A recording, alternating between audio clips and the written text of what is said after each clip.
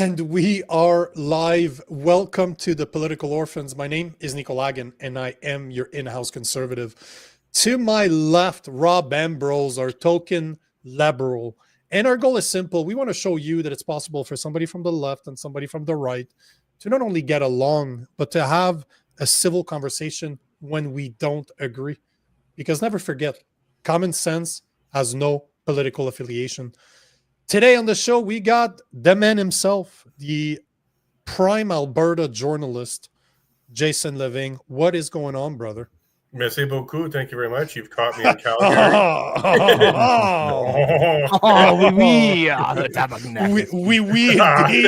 Oui. I thought my name was Tabernacle growing up, and my brother was Steve, right, but it turned out no. That's too funny. You know, we were let's jump in exactly where we were right now, because we just finished covering the new cabinet sworn in by for Carney.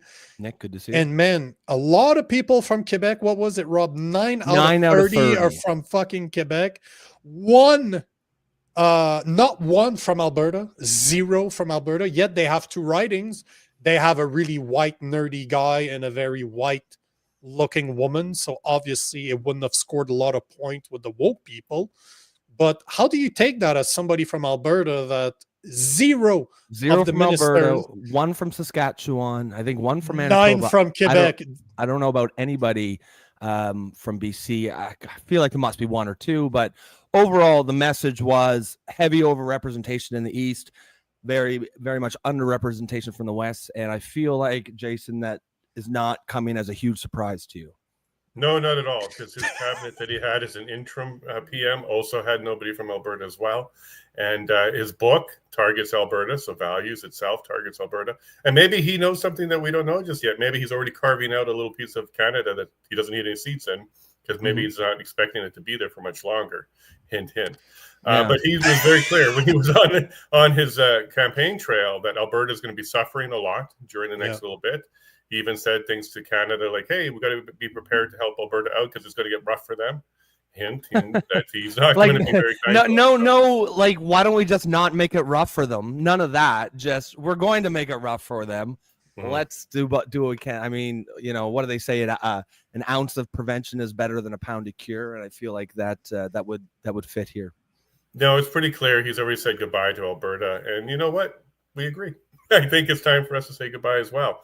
Because now that we're looking at this next PM and his cabinet, it is clearly going to be East-based. Quebec's got a lot of support and representation. And Quebec has already said, you know, dirty oil from Alberta, we're not going to flow it here. We should stop using oil. And when you say words like that to Albertans, you're talking about our economy, you're talking about our livelihood, and you're also talking about the lives of our young one, because our young people, because when we don't have prosperity for the future for our children, plus the people who are trying to work today, suicide goes up, drug use goes up when the economy goes down. And this is a known factor in Alberta. So I think he's made it very clear. He cares not for Alberta, even though he made a comment a couple of weeks ago, I am Albertan. No, he's not. He was born in the Northwest Territories. He hasn't lived in Alberta in a long time. He was just placating for a little bit there. This man does not like Alberta. Just read his book. He's basically targeting Alberta. And we are aware of it. And so is our Premier, Danielle Smith. She's very aware of what he's up to. I like that you're bringing Danielle Smith, because one of the things, and that's why first, thank you for joining us as our correspondent, because but you're laughing, but I'm really happy because I don't think I could have. I'm smiling because I'm very honored, actually. Bro, I'm honored.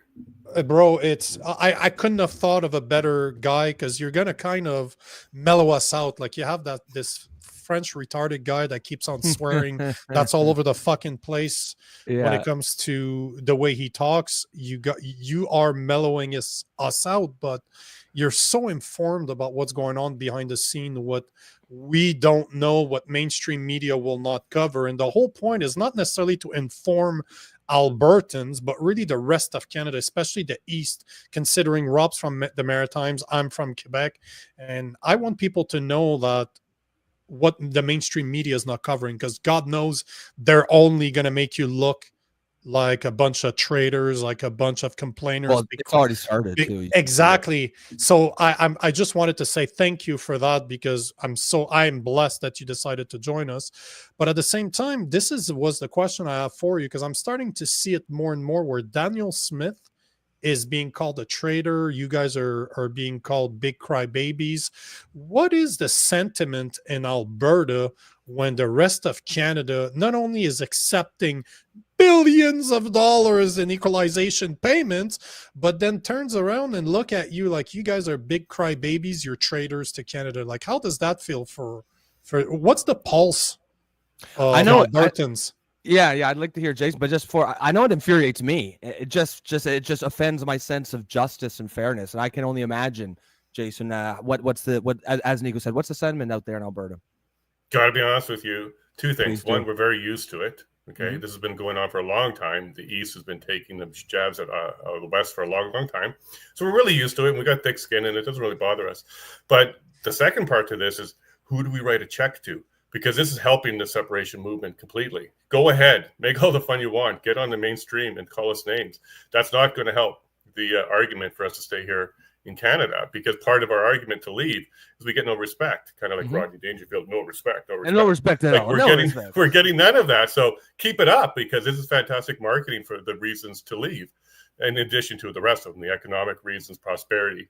But the no respect from Canada, keep doing it. This is the best marketing we could ask for at this stage. Well, I mean, that's a great point. I know me and Nico, when we were covering just an hour or two ago the cabinet, and we saw what essentially looked like zero representation from Alberta, you know, I guess I was saying I'm kind of surprised, but then I kind of caught myself, because I was saying, well, I'm surprised if I believe that Carney wants to keep Canada together. If he doesn't want that, though, and I'm not saying that's true, but just hypothetically, then it's not at all surprising, because that seems like exactly the playbook. If you want to, I think I was talking to, I forget who it was, but he said, I think it was Mad Dog, and he had said, Carney's calling him, Carney thinks the West is bluffing, and he's calling that bluff. And I had said, I sure hope not, because I don't think they're bluffing. I would imagine that you would confirm that you do not see this as a bluff. No, yesterday we did an event here in Calgary with the Alberta Prosperity Project. When we first marketed this event a couple of weeks ago, we had it at a venue for 300 people. When the online registrations were flying, we had to remove the venue to the largest one we can get, which was 1,000 people. And we had to turn people away last night. We were over capacity. So no, the sentiment here is very strong. There's a lot of people who are very interested now and awake. And I can tell you this, I spoke to all the leadership yesterday. We don't think we would have filled that room if Carney hadn't won. If it wasn't a Carney win, that room would have been full. And we had a lot of people saying, hey, first timer here, and I like what you guys are saying, because that's exactly what's going on with the mainstream media vilifying us. And why are you vilifying us? Like, we are the economic engine of Canada. If you look at the economy, when Alberta leaves, I'm using when Alberta leaves, the economy of Canada is going to become a third world nation. The dollar is going to drop. I'm sorry, guys, for everybody else that's outside of it. But a good chunk of the economy of Canada is the production of oil and the sale of oil out of Alberta. So I don't know why you guys are bluffing. And I don't mean you two specifically. Yes, yeah, I understand. But the people outside of Alberta, why are you bluffing? Like, why are you playing such hardball when on the table, Danielle Smith said on Thursday, 6 months is what she's going to be giving Mark Carney to see if he can start turning that ship around. But with a cabinet with no representation from Alberta, this media, which we know is state-run, is going after Alberta the way they are. That ship is not turning. It is going straight to the iceberg as far as we're concerned, because you're not really talking to us now. Now you're literally bullying us. Like, this is cancel culture on a provincial level. Like, really? You're going to try and cancel us? Do you really think that we're worried about being landlocked? International law says landlocked countries and nations get access to tidal water. Look at Switzerland. So this is not a threat to us. Do you really think we can't afford it? Like security? Absolutely. We've already talked to the State Department in the US. We absolutely will have security. Unless you really want a war, don't go there. And do you really think we won't be able to trade? Well, 80% of our trade already is through the US. So we already have negotiations where we get zero tariffs, free trade across that border to Montana. So we're in a really good position. We're holding all the aces right now. And I think Canada's the one that's doing the bluffing. I 100% agree. You know, as I don't know if I can ask, because I am privy to information that I know I'm not supposed to talk about. I don't Me know too. when. No, but when it comes to you, directly, because you and I speak quite a bit behind the scenes. So, is there announcements that you can make, like that are coming up? Because I know you've said something to your personal channel, which I'm part of, because you trust the people that are in there. But are you able to kind of tell us what's coming? Because you have a few relationships that are absolutely insane for you to have, that holds tremendous power. And again, I'm taking advantage of this. This is one of the reasons why you're here, because I know I got contacts through you. Is there something you want to share as to what's coming? Because again, you had an event yesterday that was successful. You're going to restream it tonight. I'm going to definitely restream it, so I'll reshare that link 100% on my account, on the Poli Orphans account, and I guess Rob too. So you'll get at least 1,000 views from there. So hopefully that helps you out. But what can you tell us about what you have? Any big interviews coming down, kind of thing? Oh shit, he's going even further than I would. Is there something you can break to us right now? Well, I can literally tell you we're not bluffing, and that goes all the way to our leadership of the province here. Danielle Smith is being very, very delicate on how she's having these conversations with the media, because of course they're going to try and cancel her too. She's been through this quite a few times. It's already started. Yeah, of course. Whether it was through Arthur Pulowski or talking about the Coot situation, or even AHS, Alberta Health Services, she goes through the cycles of attacks, so she understands. I don't think she's fence sitting. I think what she's doing is actually preparing people for a yes result. Not necessarily that she's going to push for the yes result, but she's expecting a yes result.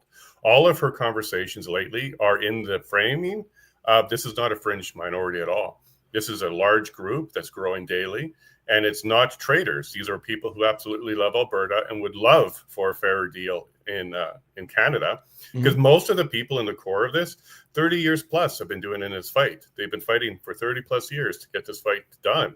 And the fight is a fair deal out of Ontario, out of Ottawa. She's positioned herself in such a way that one last chance, basically a really bad relationship, a really abusive relationship. And it's like one last chance. Let's go and see if we can negotiate something that works for everybody. And let's do that first. But the way she's framing it, because she's not calling us fringe or anything like that, is she believes the yes vote will happen. Within the UCP party, her party, 68% was the last poll that said, let's go, let's leave right now. So within the UCP party, we have a majority, and it's growing outside in the general public as well. And she knows the numbers. She's been doing her own polls and stuff, and she sees it as a real movement, and she's not going to pass it off as something it's not. So I think she's preparing everybody for a yes result. Yeah, and I think on that note, I'd like to talk a little bit about Danielle Smith and what you think of some of the things she's done so far. Before I ask that question, just guys, if you are tuning in, we are here with Jason. He is our independent journalist, our Alberta separation expert. I see there's a lot of really good questions in the comments, and we will get to those just after this one here. But Jason, since you brought up Danielle Smith, I know when we had watched her give that press conference there last week, me and Nico, we streamed it live, and we were both just, wow, like I thought she just hit the exact right note. I thought that was politics 101. Favorite speech I've heard in more than 10 years. It was awesome. I feel like they're going to teach that in poli sci courses, 10 years from now, because she had a very fine line to walk. She obviously is still the premier of Alberta, and I don't think she can cast her lot in with the separatists with that angle yet. On the other hand, she said, I'm going to give my people a vote. They're going to get a voice. I'm not going to stand in their way. And it's funny because that's what they're calling her a traitor for, right? Because she just is refusing to silence the citizens of her province. But to me, I thought she came off very well. I thought she did herself and Alberta a great service in the way she carried herself. And it's not an easy tightrope to walk. Now, my question to you is, what does the separatist movement think of Danielle Smith? And the add-on is, personally, what do you think when it comes, because she's clearly not, officially, she says she still wants Canada to stay together. And I like your analogy of the abusive partner saying one more chance. And I still hope that there is that chance. Obviously, that's my bias here. I want Canada to stay together. Mostly because I know how fucked we are if they do. The rest of us are if you guys leave. But Do you think it's interesting that you think that she thinks that they're going to leave, but you think when the time comes, do you think she's going to vote or like campaign for the leave or the stay or stay out of it? And is there a role for her in a independent Alberta? Excellent question. So a couple of things I kind of want to clarify is during her speech, she was very careful not to say that she was going to bring the separation referendum forward. Yep. She's going to bring a different referendum forward, probably around Alberta pension plan and some things like that. But she did leave the door open to the citizen-based initiative that will go ahead and do that. She also is lowering through Bill 54, which is making its way through Edmonton right now, lowering the threshold to go ahead and trigger that referendum. It used to be 600,000. Now it's going to be 177,000. And I can tell you that us here at the Alberta Prosperity Project, we've already reached 240,000 people that intend to vote yes. So we've already reached that threshold. The question is now, when are we going to trigger it? So we have to wait for Bill 54 to pass. Once that's done, and we're expecting that by the end of July. Then we can go ahead and use that new threshold. Until then, it's still 600,000. But our goal is to get well past that. Okay, so our goal is to get 1.5 million intended yeses before we actually get to the vote, and we're working really hard at that to make our way there. But I do want to kind of clarify that it's not really a separatist movement; it's a sovereignty movement. Okay, because we want sovereignty, because the future may still be Alberta sovereign within the United Canada, which is what Danielle is asking for. And she's going to go through the process to try and see if we can get that for her. Part of that could be the yes referendum itself. Could become some major leverage for that conversation. We may still end up being within Canada, but far more sovereign. Some people like me who've been watching Carney for a while and has gone through his book, I don't think he's that guy. Okay, it may be if it was Polyev, maybe we'd have gotten there, but not for this particular guy. His goal, I don't think, is to keep Alberta in. This is what Danielle's going to have to learn, maybe the hard way, by going through that process first to see if he can stop abusing us. Mm-hmm. But I do think when the time comes for the referendum, which will be after the 6-month window, I still think she's going to continue her tightrope walking. Because if she picks a side and says, I am for leaving Canada, she's going to lose all the moderates and the left. Yep. And what she's got to really do is help educate why. Why does this make sense? Why should the people in Calgary and Edmonton go ahead and vote yes? Why? And her position at that point is likely going to be, I'm trying, but they're not listening. Like, I'm talking to somebody who doesn't even want to cooperate with us. If she continues that kind of conversation with the public and doesn't really pick a side, but says, hey, look, I'm trying my best, that may also help us get to that 1.5 million required to have the yes be successful. Now, I don't think she's going to come out at any point and say, I'm for the yes vote, even until it's done. I agree. I don't think she's going to do that. But what she will do is she'll take the results from the people and say, hey, they've spoken, and I was voted to represent them. And this is what representation looks like. Because representation should be, she can put her opinion aside and represent the people's voice. And once we give her that actual answer, I think she will strongly bring it forward and make sure that Canada is very clear as we go through the Clarity Act process that we're serious about this and we're going to do this. And she will do good faith negotiations with Ottawa as part of the process, even though that's not required under international law. Under international law, once the referendum is done, like we saw in Kosovo, we could just leave as long as we're recognized by a superpower like the US. But we will go through the process of the Clarity Act to ensure that we've covered all our bases, we've done everything we can, and this is going to be the legacy I think Danielle Smith is going to leave. We tried everything to do to stay in Canada. She's tried it.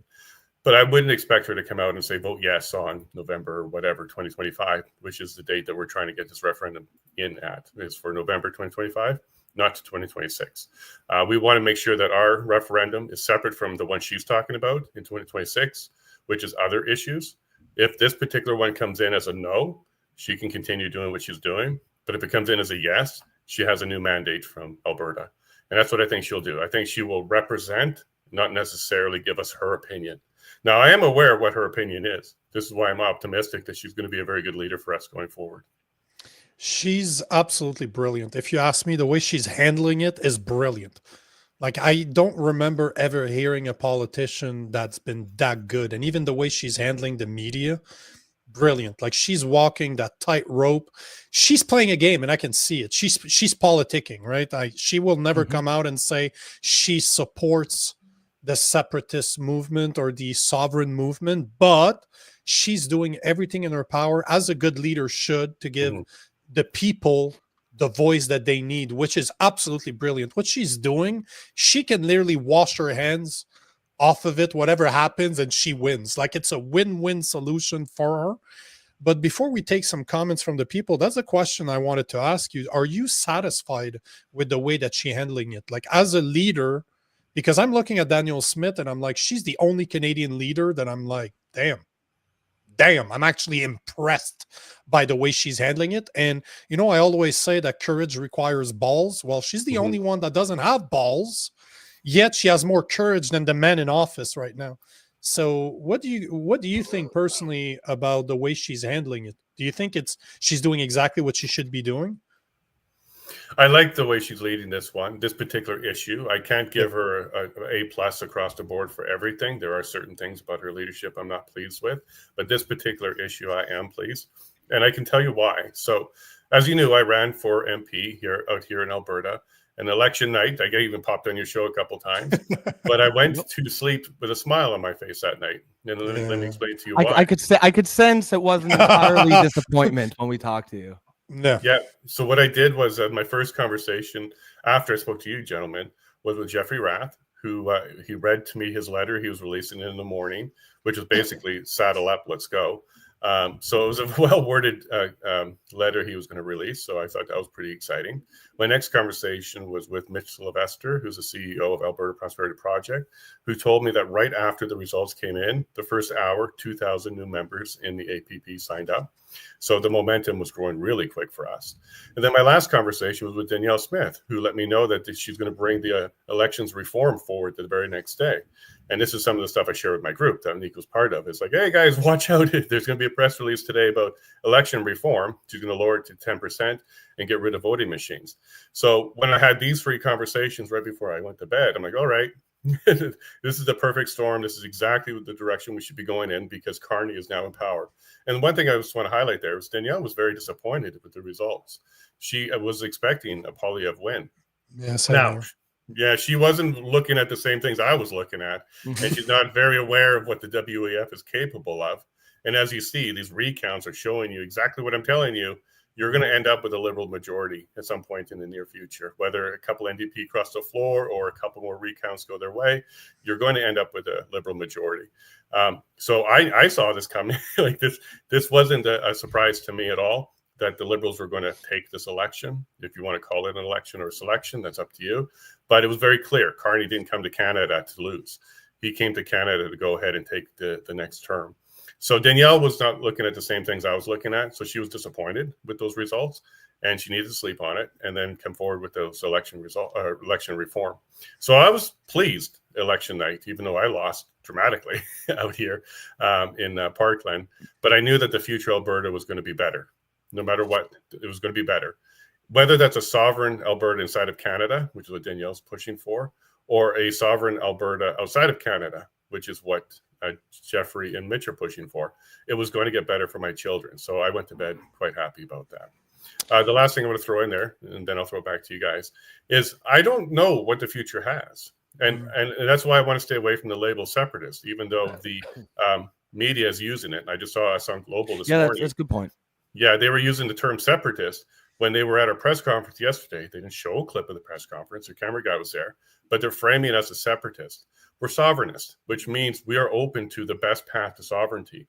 And if Ottawa provides that, okay, let's do that. And we really think other provinces will then have a new framework as well to go forward, which would be a better Canada altogether. But, the pragmatic side of me, the same one that said Carney's going to win, also says Carney's not going to cooperate on that one. So we have to get ourselves ready for all options. And that's why separation is on the table, because it's not a bluff, it's an option. But hopefully we can find our way to sovereignty in a peaceful, democratic way that actually works for the next generations. That's where our goal is to make sure that our children and grandchildren have an Alberta where they can buy a home, get a job, and not worry about being, milked 40 to 50% of their income in taxes. So this is where we're shooting for. Whatever that looks like is going to be sovereignty. And if it is separation, well, unfortunately, even, good marriages start off great, but they end up with a divorce. So we're going to be prepared for all options out here. Yeah, I think that's an important clarification too. I use the term just because I don't know what else, but I feel like sovereignty movement definitely feels a lot more like what I'm seeing.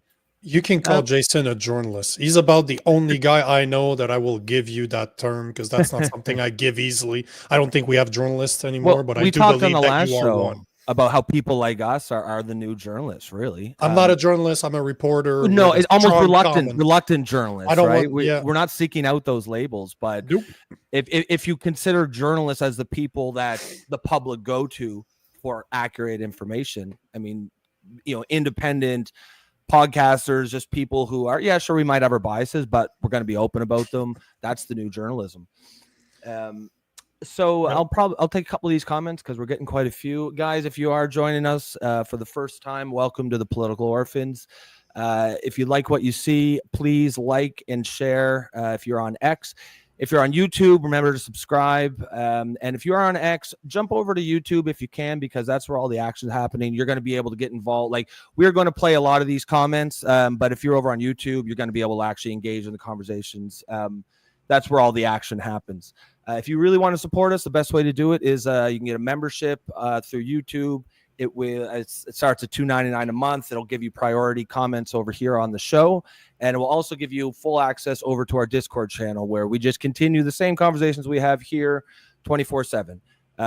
We think that there's really a need for what we're bringing to the table here, which is, I'm a lefty, Nico's a righty, but we just, more importantly, we're just common sense people who recognize there's a problem and need a space to be able to talk about it. So if you think that's important, please remember to like, share, and support us where you can. And I will add one thing to what Rob just said. If you're like me, you're a conspiracy theorist, or you're labeled as one, go to the YouTube channel, because I'm the one running it. So there's no censorship, there's no nothing, because there's going to be some content coming up where we cannot share it on YouTube. It will not be allowed. We'll just get demonetized, which we're trying to avoid doing. I mean, this issue might become that. You never know. Yeah. You know what I mean? Who knows? But the whole point is that we will have exclusive content for Discord directly. So not only can you have a conversation over there that's non-censored, we invite you to participate, share your videos that we should be aware of, that we will play on this show and give you credit for it, but we will have content over there that will be not suitable for YouTube. Just saying, this is coming very shortly, and hopefully you're wrong, Rob. Hopefully what we're talking about today will not become that, but if it does, it will be on our Discord server. So. Well, yeah, and one thing after the election night, and in part because of the conversation we had with you, Jason, we were both kind of saying, like, man, like, we're really not informed about what's going on out west. Like, you could tell that I don't even want to call it anger, but just frustration. How the grievances are legitimate, and I think a lot of people in the East just aren't aware of that, and we realize that this is probably going to be, or it will be, the most important issue in Canadian politics over the next 5-10 years. And we also knew the media is not going to cover this accurately, so we made a decision that we're going to make this a core part of the show. Anytime new updates come up, we're going to bring those up. We're going to bring on experts like Jason here. And so basically, if this is an important issue for you, you definitely want to like and subscribe to this show, because you're going to get all the information that you need. And we're going to take some comments here, but we're like, and Jason, correct me if I'm wrong. You're a lawyer by trade. Is that correct?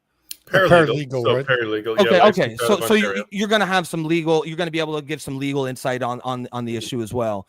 And obviously, you're very much in the sovereignty movement. I don't know if you guys have caught that, but Jason is he's got a direct line to Danielle Smith. He's having conversations with her on election night. So I mean, if we're really lucky to have someone plugged into to that kind of scene to be able to come on the show whenever it's warranted, and keep you guys informed, and also just keep us informed. So I'll get to the comments here. There's a ton of them. I won't be able to take all of them, but a lot of them just saying good morning, everyone. Hey, Prairie. I love Prairie. Prairie's great. Oh, yeah, Prairie. It's been a while. We haven't seen you for a little while. Yeah, I probably said something that was insulting offensive. to Prairie. I offend people all the time. So if somebody did say something wrong, it was me. Sasquatch says, as an American who values independence, Albertas are my personal heroes. I thought you might like that. Prairie What's there funny says, about Sasquatch, just so you Jason. know, because he is always on our show. He's an American, but he says that we're running the most interesting reality TV show called Up here in Canada. Canada. And he's like, I'm always looking forward to see what's going on the reality TV show. For the first time in a while, Canadian politics are actually interesting, right? That's not a good thing. Yeah. It's not a good thing. Penguin says, I'm in Calgary and we are exhausted and fed up by this garbage. They've been taking advantage of us for as long as I can remember. And now they're calling us traitors. And that's kind of what you were saying, Jason. Like, I see the way that the response is already happening from the media. And I'm like, oh, for fuck's sakes. Like, I know that I asked you on election night, do you think there's a way that this can be stopped? And I believe you said no, or it's sort of essentially the momentum can't be stopped. And, you know, with all due respect, I hope that you're wrong. The part of me tells me you're not. But one thing I do know is if there is a way to keep this together, it has to start with immediate recognition that these are legitimate grievances and do like addressing them in good faith. And I'm seeing the media and everyone else east of Alberta just really going in the wrong direction, because all we're going to do is, as you said, it's just going to bake in. It's going to convince a lot of people who might be on the fence that, oh yeah, they really don't respect us to join that other side. And just to kind of add to that a little bit, it can be stopped, but I don't think it won't be stopped. I don't think it won't be stopped.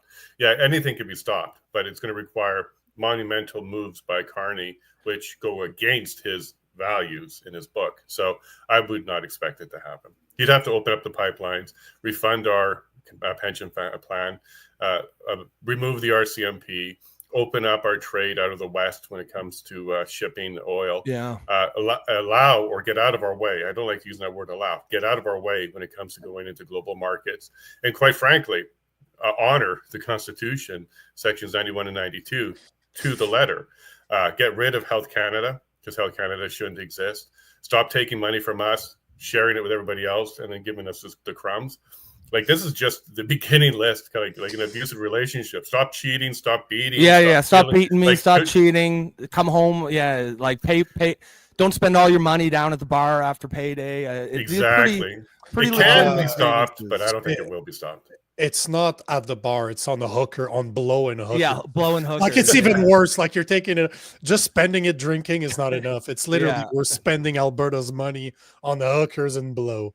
So here's the first direct question, Jason, and I thought this was a really good one. I myself am wondering it. Is there any group or any group that can veto or shut down the choice for a referendum? No, we don't have dictatorship in Alberta, because that's exactly what that would be. We have democracy, but the only choice that this particular person has, or a group like that would have, is to vote no. So go ahead and vote no. That would be your option there. Exactly. But no, there's no way to stop the referendum. That would be shutting down democracy. And anybody that's calling for that, they're calling for dictatorship, because they're literally saying, don't let the people have a voice. Well, really? Well, your choice in that option is to vote no. That's why there's two options there. There's no referendum that can go ahead without a majority yes. So let's have some democracy and let's focus on that. Prairie says, is it Alberta's intention to go to the USA? And that's actually, just if you could expand on that, how do you see this, Jason? Is it, or are you mostly just worried about the sovereignty issue now, worry about the other stuff later? Well, statehood is a two-step process. The first step is to separate from Ottawa. So we all align on that particular portion of it. The first step is to get a referendum with a yes vote. After that, again, with this democracy words, go figure, that's where that can come in. So if there's another referendum after we got our independence, and it was, shall we join the United States, yes or no? And that comes back as a majority yes. There you go. People have spoken again. But at this stage, our focus is on the referendum, November 2025, getting a yes vote. From that point on, then we start talking about who else we want to date and where else we want to go with our relationships. But we don't want to put the horse before the cart here. We want to make sure that we do it properly, legally, peacefully. And that is to first get that separation done, if that is the voice of the people. Then we'll continue with more conversations. We covered this last night in our town hall, the first town hall of 60 that we're doing. The first one was in Calgary last night. That's what I'll be restreaming tonight. And we made it very clear there that once we're done that step and we do get a yes, the next step would be a constitutional convention where Alberta itself decides what kind of government do we want. Is it going to be a Commonwealth? Is it going to be a Republic? It's going to be a mix of both. Like, what kind of government do we want? That would be the next step. Part of that step could also be another referendum on whether or not we join state. Of course, the U.S. would say yes, so we don't even have to answer that question. But we have to see if Albertans want it. Because, again, we want the people's voice to come forward here. This is a very democratic process that we're trying to execute and leverage here. So that's the second step, would be to figure out whether or not do you want to join the U.S. state. Do you want to be part of California? Do you want Kamala Harris as a president? Do you want the IRS or other things involved in your life as well? There's a lot of pros, but there's also some cons. And what I would not like to see is people rush into that or vote no because they want statehood and that's not on the question. To get to statehood, you have to first separate from Ottawa, then ask that question. So I hope people get that message loud and clear. It's not off the table because it's not for us to dictate how the future looks like. It's going to be the will of the people who decide that later. But the first question is, let's get that separation done. So the main message of the sovereignty movement right now is just figure out the first question first. Worry about the rest later. Yeah, just like a divorce. Don't start dating until you're done. Yeah, that's exactly what I was going to say. Why divorce somebody to jump into another serious relation? Well, there's answers to that one too, but right now at our stage is let's start with step one. Step one. One thing would be good. It would address the landlocked issue. You'd have access to American ports at least. Well, let me touch on that one. As a sovereign nation, so if we are our own country, the UN has agreements in place that we would get access to tidal water. So no country can stop us from doing that. That includes Canada. So we would have access to tidal waters of the Pacific through BC and through the north, Switzerland, right? It's landlocked, but it has access to tide waters. This is a United Nations requirement. So if Canada wants to fight against the United Nations on that particular issue, then they can try, but it's not going to work well for them. And when they do that, if they do that, that will actually get us a lot more support around the world, because now you guys are like, you're literally trying to starve us. What you're trying to say there is we should have access nowhere. Now, the quick answer is yes, of course, we're going to go through Portland and go through the U.S. for a trade. But ultimately, we'll be able to get a port on the west coast of Canada as a sovereign nation. And sorry if I'm laughing. I'm not laughing at what you're well, technically I am laughing at what you're saying because you say doo-doo. I'm so immature that every time I hear somebody say doo-doo, I have to point it out. That's fair. Yeah. But hold on. I like what you're saying about the divorce analogy, because this seems to be the conversation right now. If you're looking a bit outside of what's going on in Alberta, and that's why I like having you on to answer those questions. But it seems from an outside's perspective that's what's happening is almost Alberta is going to disconnect from Canada to go join the US. It almost seems like that's the path. But I like the fact that you're pointing out that, hey, guys, you don't get out of an abusive debate. You don't get a divorce from an abusive man to go date the first asshole you meet at the bar. Right? Like, so good for you for explaining that, because got to work on yourself first. And we like the gender, we like the sex reverse that, though. We're the male in this relationship. Yeah, we are absolutely stepping forward, and we definitely feel like we're the strong partner in this one. Well, you're certainly the provider. Well, the reason why I was calling you not the female, but it's because I didn't want to say that you were getting beat up by a woman. But at the end of the day, it does feel like there's other people in our relationship with Ottawa, like Quebec. So there's other people involved in our relationship that's complicating things, taking money from us, handing it over to the other guy, and that's not the way it needs to be. That other guy needs to stand on his own 2 feet as well and do his own thing. If that was happening, I think we'd be even a different situation right now. Like the equalization payments, it's something like $350 billion over the lifetime of this program that Alberta alone has passed over to the east. And that's by design. The politicians at the time said, look, we want to make sure that our industries out east are prosperous and grow, and we're going to use Alberta's money to do that. And that's what they've done. And look what has happened. A lot of population over there. They have lots of representation. They've taken all the power. And we're kind of just stuck, with our wallets open. And as you're seeing, they're throwing mud at us. But this has been going on for a long time now. It seems to me that because I actually looked into the equalization formula, the math behind it. It seems like it seemed like they started with, okay, how can we get Quebec the most money every year, and then wrote the formula based on that goal, because it seems entirely designed to get a ton of money from Quebec or for Quebec. Sorry. Yeah. And that's been around for a long time. And it's also to keep Quebec in Canada. Like, one of the things that may happen pretty quickly is Quebec decides to become their own nation as well. When those payments stop, that's basically the bribe. The payments are going to stop one way or the other. Is that correct? Whether Alberta leaves, because that's one of Danielle Smith's demands, is a complete rework of the equalization system.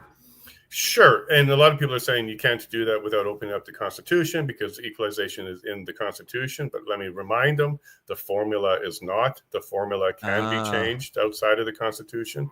So even though there's this idea of equalization, if it's 0-0 across the table because the formula makes it so, because everybody's basically equal now, we don't need to open up the Constitution to change that.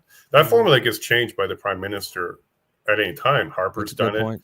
And that formula, as you saw with the carbon tax, he dropped it to 0. Exactly. He didn't actually change the law, and he didn't need Correct. to. Correct. Yeah. They have the law that says we can go ahead and change it to wherever we want. He could slide it back up and at any time. Correct. They can go ahead and drop equalization to nullify across the board without changing the Constitution. But we don't expect that to happen. We expect him to continue to do that, to keep Quebec in and to keep Alberta down. This is meant to keep Alberta down. And this has been said by politicians in the past. One of the things that keeps on coming back all the time, and this, I had to do personal research on this one in order to understand it, and I can't remember what the name of the lawyer. I've reshared quite a bit of his stuff on this podcast, but it's about treaty, First Nations treaty, because a lot of people, yes, fucking love that guy. That guy's fucking awesome. Like I've reposted, we've talked about him quite a bit on the show, and this is one thing that keeps on coming back is the treaties, the First Nation treaties. You see the chiefs throwing stuff around, playing. It seems to me like they're playing their base, trying to make it sound like it's a big deal when Alberta, the treaties are with the federal government, not with Alberta. But if Alberta became sovereign, I guarantee you they would treat them better than they've been treated by the federal government. They'll get a better But what deal. do you think about those chiefs that seems to be doing everything they can? And hold on, shit, I have the wrong headsets on, can't put my conspiracy theory hat on, but imagine that I have a conspiracy theory hat on. Is it me, or it looks like they're beating the drum of the treaty and acting all emotional on TV in order to make sure that those payments from the federal government do not stop? Okay, so that's a great question. And yes, Keith Wilson has been doing some good posts about that, kind of suggesting that the Chiefs go get some legal advice. A couple other lawyers I spoke to about this would be Leighton Gray. He himself is an Indigenous lawyer, so he understands the issue well. And ironically, Jeffrey Rath, so one of the leaders of this movement that goes and talks to Trump, he spent his entire career defending Indigenous issues and going through the treaties. What's weird is right before the election, the exact same chiefs were saying this is unfair and we're not being treated well. We don't have good water. We have all these problems with the treaties. We're not being honored. And they're not wrong. Everything they said there is absolutely correct. But then after the election, suddenly they're like, I want to keep that same thing going. At the end of the day, here's where Alberta's proposition is to the Indigenous people and First Nations of Alberta. Once this is done, we stop sending money over to Quebec and other places. There's about $70 billion every year that Alberta sends to the east. We're going to put that back into the prosperity of Alberta itself. And that's for all people that live within Alberta. So First Nations, you will be taking part in the prosperity sharing. So you'll be getting the royalties from the oil. You'll be getting 3 or 4 times any money that Ottawa can offer you today. And what we're going to do here in Alberta is make sure everybody who lives within our borders are taken care of in all the ways that they need to be. This will be the first time that First Nations people inside of Alberta can renegotiate their treaties and get a better deal, just like what we're trying to do with Ottawa. We want to get a better deal. And this goes for all Albertans and people that live within Alberta. So I don't understand why the chiefs, I'll get to this in a second. I don't understand why they are out there saying, hey, we want to stay in the abusive relationship we've had with Canada for the last 100-something years, when that's not what Alberta is offering. We got some great constitutional lawyers, some great treaty lawyers, and some great First Nations and Indigenous people involved already. Now, I've sat down, I've spoken with a former chief of tribe around Parkland when I was doing my campaign, and he was very clear. Right at the border of the reserve is where the fiber line ends for internet. It doesn't come in. They have to use Starlink. They have issues with infrastructure. They're not getting their deals. When you drive the road that goes through the reserve, it is not good because they're not being taken care of. They got to do their own police, their own fire, their own systems. They can't even use the transit out of Edmonton to bring people to their casinos. They have to do their own shuttle services. They're already being abused when it comes to what's going on with them. Now, most of the people, Indigenous people, First Nations people, understand that this will be a better future for them as well. The chiefs, the 5 that we saw on the screen the other week, they have a very different prerogative. They do get that money, and then they get to choose where it goes. And unfortunately, and this is coming from Indigenous people themselves, a lot of it stays with the chief. It doesn't get this way to the people. Mm-hmm. We saw this with Truth and Reconciliation. We saw that happen. We saw it happen with COVID. So the chiefs were taken care of, but the people were not. And now we're seeing it with this particular issue. If you listen really closely to what they're saying, we love the liberals. That's what they're saying. And it doesn't make a lot of sense. So in a free and democratic vote, we are expecting to see lots of support come from Indigenous people here in Alberta because they know the prosperity is for everybody. We're not drawing lines around groups and saying you don't get to participate in prosperity. We all do. So all Albertans and people that live in Alberta, no federal tax, no GST, no excess tax. None of these taxes are all gone because Alberta can afford it. Alberta can get rid of the fuel taxes. This is all going to Ottawa. We can afford it. Much like very oil-rich countries around the world, there's no tax. And in fact, the people get to share in the prosperity. So they receive money, infrastructure, future, because the province is so, well, it would be a nation, is so prosperous. So this is going to improve the lives of everybody and generationally as well. So everybody's generations are going to be prosperous. All we got to do is get this information out and let people know the truth, because the chiefs, they receive the paychecks from Ottawa, they take a cut, and then a little bit goes down to their people. So they don't want to change that system. We get it. But those aren't the ones that are going to have to vote on behalf of everybody. We do believe that Indigenous people do see what's going to come, how they will be able to prosper, have free trade with Montana and other tribes south of the border, and go ahead and build a better future for their loved ones and the future generations. So we are heavily focused on that one. Leighton Gray, Keith Wilson, Jeffrey Rath are all very in tune to these issues with the treaties and how they can be better through negotiation with the nation of Alberta.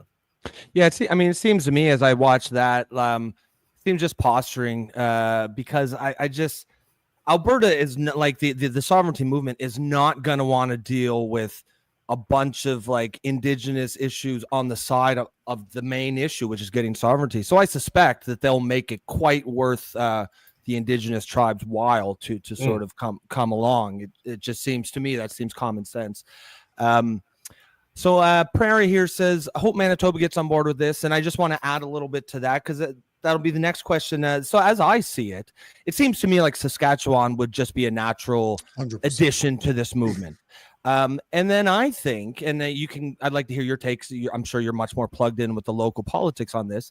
To me, it seems like BC might be sitting there thinking, you know what, like maybe I wouldn't want to do, but if it looks like they're going to leave, like I'd probably rather be part of this. And then you do have the beginnings of a sort of, a country that doesn't even have to worry about UN treaties to get access to the Pacific. You've got it within your sovereign nation.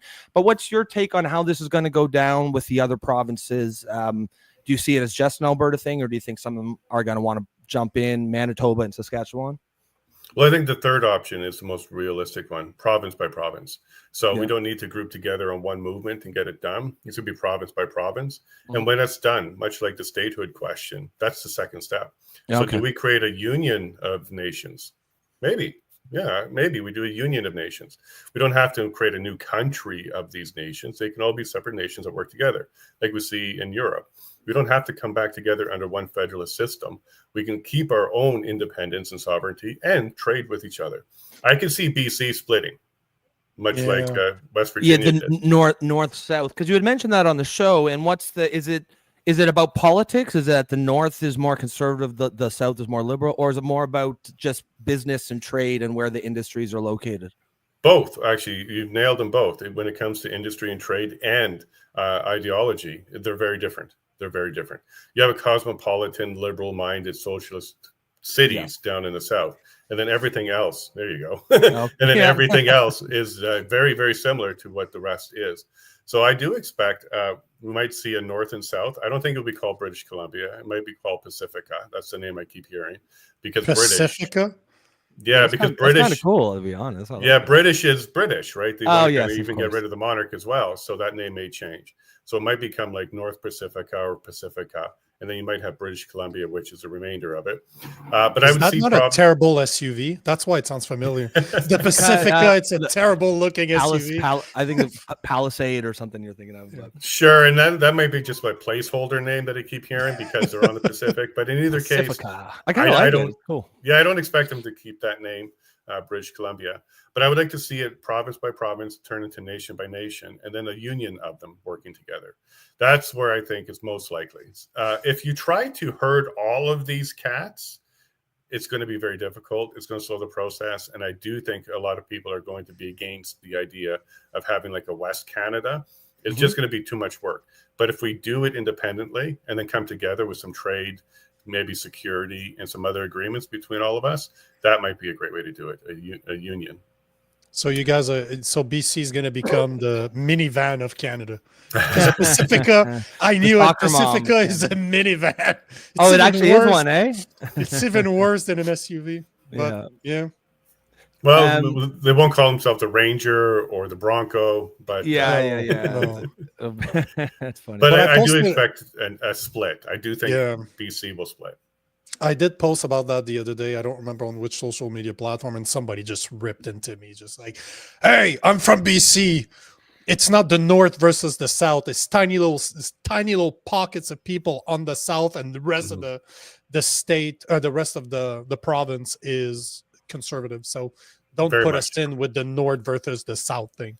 And as you saw from the CBC voting website, it's only a little few pockets, similar to what happened to Alberta. It's not as bad as Alberta. Alberta's technically all blue except 3 ridings, but you have some questions you want to take? Yeah, because there's one here actually. If you let me, I'll take one. Actually, that was literally the next one I was going. But because Sasquatch is asking you, Jason, if Alberta are upset enough to leave. Out of 5 million Albertans, only 200,000 have signed the APP or Albertans Prosperity Project. So what do you think that the cut is deep enough, that it's been bleeding for long enough for Albertans to be fed up with this? Well, what Sasquatch is doing there is taking total population of Alberta and representing it against people who intend to vote. That's not the voting population. The voting population is about 2.5 million, so about half that number. And that's why we needed to get to 600,000 before, which would have been about 20% of that number. But we only need 177 to invoke it. Do I think Albertans are mad enough yet? Not quite there yet, Sasquatch. I think we would easily get to the million mark if the vote was today, but we need to get 1.5 million.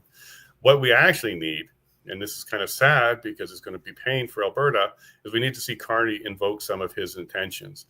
For example, the home equity tax that he's been talking about.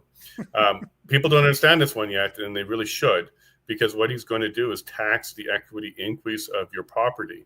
So if you own a home and it's worth $1 million today, but in 6 months or a year, it's worth 1.2 million. He's going to tax that 200,000 on you.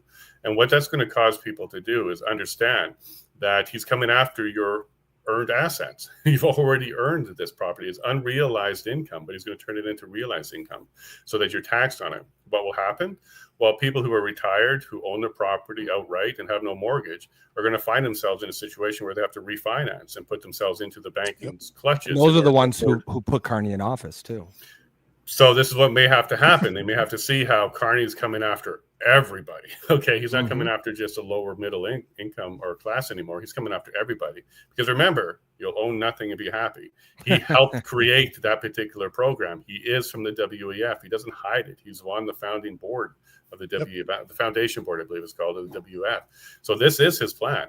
Because he thinks, and if you read his book, He says people who own lots of property, they are the contributors to the global change of climate. Therefore, they need to be stopped.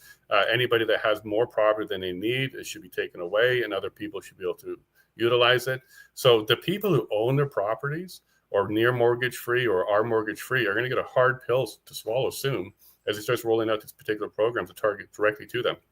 I think when that happens, pensioners, the retirement, people that own their property start getting the pinch of Carney, that might tip us into the 1.5 range. So there may be a little bit more pain coming, Sasquatch, before we get there. Something tells me he doesn't include himself, though, in that when he talks about the people who own property.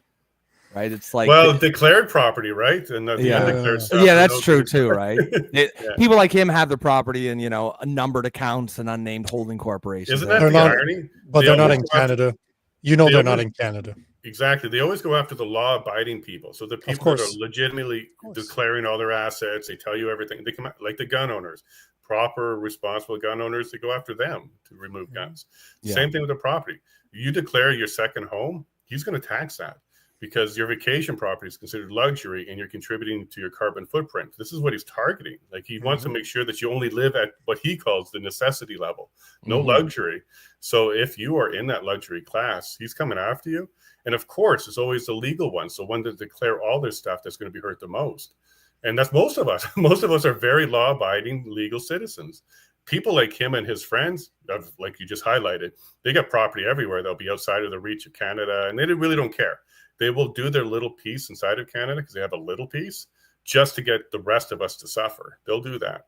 But yeah, no, you're not wrong. Like, he's going to do what he needs to do to protect him and his family in the future, which won't be the same mechanisms you and I have because we're law-abiding citizens of Canada. Of course. That's why I actually had that conversation with my more liberal parents-in-law, where I'm like, listen, I will never own property in Canada anymore. Never. I'll buy in the US, no problem, but I will not buy in Canada. And they're looking like they've spoken over the past couple of years to sell their place here in Montreal.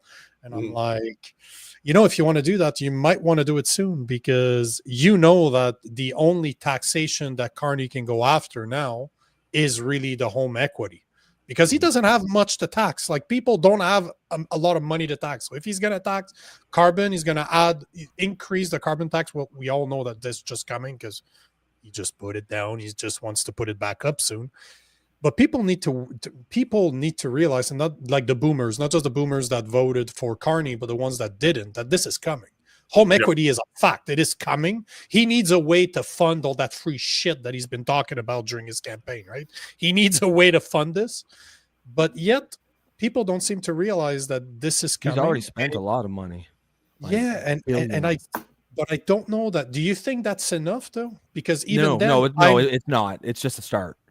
No, but I don't think it's enough. No, that's not what I mean by enough. I mean enough as in, is that going to be enough to wake people up? Oh, I get what you mean. Because I don't know what else. I don't know what else is it going to take for Canadians, and not just Albertans, but Canadians, to wake up how evil that man is. Because if you thought Justin Trudeau was dangerous, you got the guy that told Justin Trudeau what to do is now in power, and that guy's a lot smarter than fancy hair, pretty socks guy, right? Yeah, the one way I think to wake up all of Canada is for the separation of Alberta. If we come back to that one, because what will happen to Canada is your dollar will tank and you'll become a third world nation because you're broke. You're absolutely broke. And what that will do is like a bad relationship. They'll expose all of that debt people didn't really know that was hanging over them. Because when the relationship separates, the assets are separated, you guys are going to be stuck with a lot of debt. We don't owe Canada anything. So the Canadian debt is not going to be shared with us. Canada owes us. If we look at the Canadian pension plan, the transfer payments, we've been paying into Canada for a long time. And when that shuts off, Canadians all over the place are going to start to learn just how bad were you being run, not just the last 10 years, but the last 40 years. Like, how bad has it really been? You guys are going to get nailed with, and this is why I think Carney is trying to buddy up with Europe, because Europe is going to be a bit of a bailout. And then you're in deep trouble. You're going to be part of the IMF, International Monetary Fund. They're going to be taking out a bunch of loans to cover the loss of Alberta. And you're going to be tied as Canadians to that debt through Europe. That may be enough to wake up the rest of Canadians. Now, I'm just going to put another prediction out there. Poilievre is going to be your next prime minister. Why? Because Carney only came in for the one term to do this particular damage. He doesn't plan to be a lifelong prime minister. He came in for shackling Canada to global debt. That's his global buddies, his banker buddies. He came to do that. Once that job is done, he's going to walk away. And this is why I am very worried for us in Canada for electing Carney. He didn't come to lead you to prosperity. He came to lead you to debt. And once he's got those deals in place, and he's got the International Monetary Fund deals in place, funded through Europe and China, by the way, through UNDRIP, he's going to be done. He's going to leave, and it will be a conservative government that comes in next to try and clean it up, bring it home, or whatever you want to call it. But it's going to be too late. It's going to be too late. Alberta will be gone. Your cash cow will be gone. And then you're going to be saddled with a bunch of European international debt.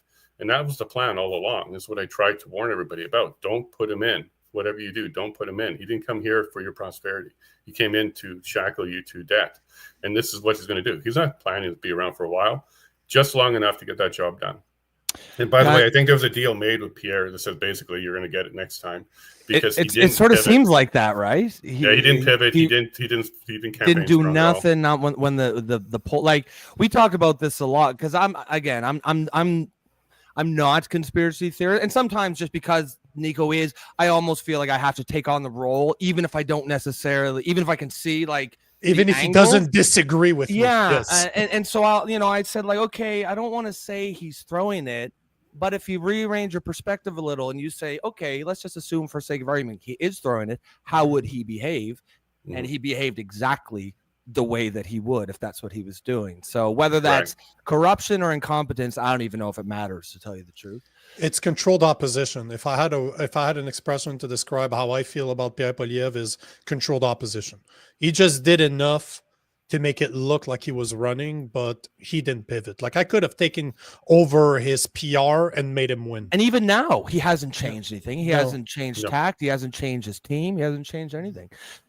Guys, we are talking with Jason Lavigne about the Alberta sovereignty movement. Jason is our resident expert. We're taking some questions. If you have, he corrected himself. Did you see? I heard that. You laughed. It makes more sense, to be honest, too. Yeah. If you have any questions for Jason, guys, drop them in and we'll ask them. This show is built on audience participation. Next one is from Cyril Arnold. He says, Jason, should Danielle have left the Citizens Initiative threshold high, since the activist left is now organizing on the future lower number to oust UCP and flip the government to NDP? I guess, and then Cyril adds in, the APP was always planning to get over 1 million signatures, since 1.5 is what it will take to separate. I just want to add to that, because, the Danielle Smith, the day after the election, she lowered the number. And I think what Cyril's saying, should she have just left it high? Why do you think she did that? I took that just as messaging to say, I'm not going to get in your way. Yeah, same. And she covered that in Thursday in Bonnyville. Why did she lower that threshold? And it wasn't just for the sovereignty movement at all. That's for all referendums. Okay. And as that one question said, could this now bring a referendum to oust the UCP? Well, that's called an election. That's how you do that.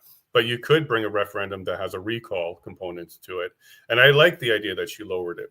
Now, when it comes to the sovereignty movement, yes, we're already aiming for 600 plus. This is our goal all along, because we want to win this vote. So lowering it didn't actually help specifically the sovereignty movement, but it did provide a lot more direct democracy for the rest of Alberta for other questions, like the Alberta pension plan. This is now something that requires a referendum. So we can go ahead and invoke that. And I think Danielle herself may invoke that particular referendum in 2026. But I do like the idea that it's a reasonable number that allows direct democracy now. Before, that number was way too high. It was unreasonable and unrealistic to get to. You have to get 600,000 signatures in 90 days, not 91 days, in 90 days, or you can't have the referendum. Now you have 120 days to get 177. This makes it a lot more direct democracy, and I actually like that. I'm not worried about the referendums coming up and splitting the UCP, NDP come in, because if that's the will of the people, look, we have to accept the will of the people. We can't just say we want the will of the people for sovereignty, but nothing else. That would not be democracy at all. It would undermine your message. Yeah, but in addition to that, she also brought in a lot more other reform that's in Bill 54, like no more machines for vote counting. It's all paper ballot. Special ballots are now handled differently. You can't vote outside of your region. You got to go to your region to vote before you could just go anywhere and vote. You actually have to have voter ID this time. These are all great amendments to the various, because there's more than just one act that she's tackling here. Citizens Initiative Act, the Elections Act, the recall. All of these were addressed in Bill 54. So as a package, I like what she's done here. Now, the concern in the sovereignty movement is somebody will trigger it for the purpose of getting us to a quick no, because we're not ready for the yes. That's a concern, but you still have to hit that threshold. And if you do it, God be with you. This is what democracy is. We move ahead. But we are planning to move ahead really quickly. Like as soon as this Bill 54 is passed, it looks like we're going to trigger it. The APP is the we in this one, the Alberta Prosperity Project, because we actually want the referendum in fall, November 2025.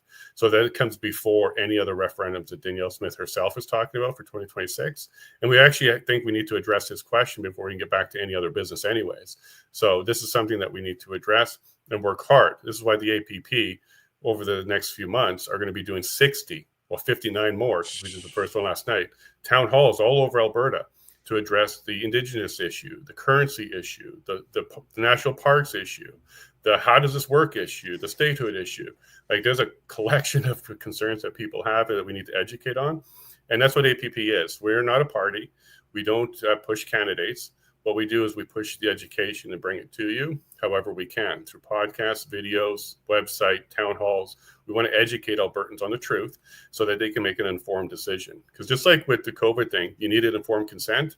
We think for the referendum, you need to be able to make an informed decision. So this is what we're working really strong on to bring this stuff forward. You mentioned something about Bill 54, about what else she's included in there. And one of the things that you mentioned is only hand counted ballots. Yeah. One of the things that I've been covering over the past few days is the amount of rejected ballots in the last federal election in ridings where you have one vote deciding between the one and the second, like the first and the second possession. You have at least 8 of them where the rejected ballots are higher than the difference between the first and the second place. And it all seems to be switching to Liberals. Like, I don't like it. I don't like where this is going. It seems like they're only lacking 2 more votes to get majority. But how do you prevent that? Because what's your take on the rejected ballots? Do you think they actually played a role? Oh, for sure. But here's the thing. If it was machine driven, you wouldn't even be able to have that process to go through things.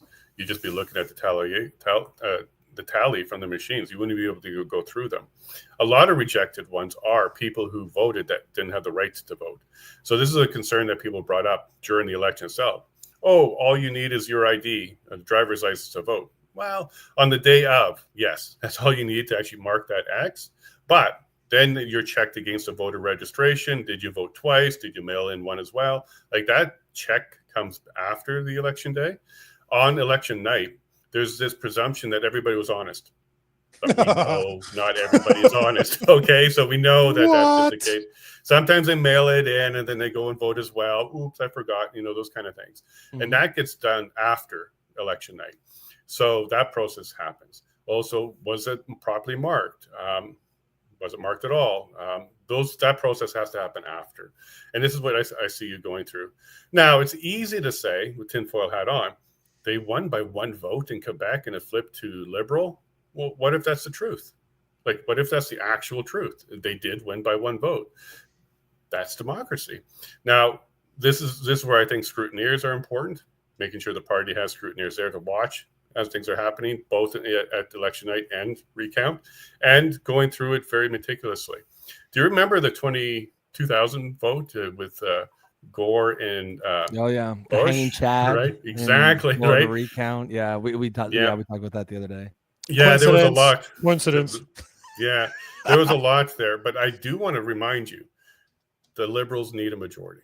In order for Carney to do what he's going to do, he needs a majority. He can't have a Do you think, because he has a de facto majority right now, as in it's pretty hard to imagine there being enough votes they'd have to get all the NDPs, they have to get all, it's just hard to imagine anyone.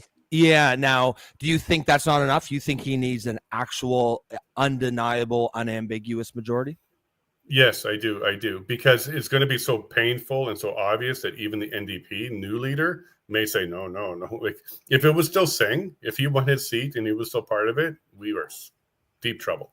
But because that he lost and he stepped down, this new leader may actually try and return the NDP back to where they are or were before, which is opposition to the Liberals. They are opposition to the Liberals. So technically speaking, without a majority or with a team like the NDP, he's not going to be able to get through what he wants to get through. I do expect, my prediction that I had before the election still stands to this day. We're going to see a Liberal majority, whether it's through recount flipping or crossing of the floor of some NDP members. They're going to get to 172 because he needs that in order to be able to get through what he's going to get through. And I don't think the NDP is going to cooperate much with what he's going to do because it actually harms workers and the average folk quite a bit. And they're going to be smart enough to notice that. Now, whether or not, and we've already seen reports out of the new Liberal or the the NDP leader that they're getting phone calls. Their MPs are getting phone calls about switching to Liberal. So they're on this path. They're trying to do exactly what I predicted before the election, get that majority and then bring this in because he's going to be a one-term prime minister. He's going to be doing a lot of damage to Canada. Well, that's interesting because hold on, before you guys go, I normally never block people or I don't put a lot of people in timeouts when it comes to comments, but I just want to address Bumpy Johnson. Bro, you can't start calling people names. I have no problems with you calling me names if you want to. You can call Jason names if you want to. He's used to it. I don't think you're going to hurt his feelings by saying that he promotes Nazism and he has friends that are Nazis. Yeah, but don't call other. So I put you on timeout because I don't accept you calling other people in the comments names and your mama jokes like your mama is this. No, unacceptable. We're trying to have a civil conversation. I put you on timeout. You're not blocked. You're still able to come back. But, bro, don't insult people. You're not moving the needle at all by insulting people. Insult me all you want. Insult Rob all you want. It's pretty fucking easy. I do it every day. But and insult Jason. He can take it. But don't insult people in the chat. They don't deserve to be attacked when we're trying to have civil conversation. If you're not moving the needle, bro, why the hell are you here? But it's interesting because he must have a beef with you. I'm just touching on this because he's come on the show all the time. Yeah, I don't think he likes you at all. I think I wanted to show this and I don't want to put you on the spot or anything here. Sure. You do whatever you want. But he was basically saying that Jason Lavigne is not a serious person. It seems to be the people who he associates with, specifically Jeremy McKenzie, that kind of stuff. But again, that's not a critique. Like if you have something to say about what Jason himself has said, then by all means, I'm sure he would respond to that. But that's the kind of, I guess, where nonsense. Let me address this because this came up on Saturday when I was with Sean Newman. But give me 1 second. I want to find you the exact comment that this all started with because he basically said, no, it was before that. He actually said that you defended Nazis, and I'm just trying to see where the actual. But you know what? Yes, there you go. That's the one. So Jason Lavigne has befriended and defended people like Alex Rind, actual neo-Nazis. Rind. Let's just leave that comment up for a second because it's misinformation and a lie completely. Sure. Yeah. So this is Ferryman, who is known as was part of Diaglon at one stage. He no longer is. At no stage in my entire life have I ever defended Ferryman. Ferryman came after me very harsh on my reporting. We've never been friends, ever. Never been friends. You can go watch his show, which he does a podcast on, where he did an entire episode about how much he hates me. And look, if you're doing journalism properly, and this is why I kind of take that label correctly and I honor it, everybody hates you. So the anti-Diaglon people, like this guy, hates me. And Diaglon people themselves hate me. I get hate from both because I'm not friends with any of them. I don't pander to either side. I don't denounce anybody. Like people like this tell me to denounce Jeremy McKenzie. I won't do that because there's no need to denounce somebody.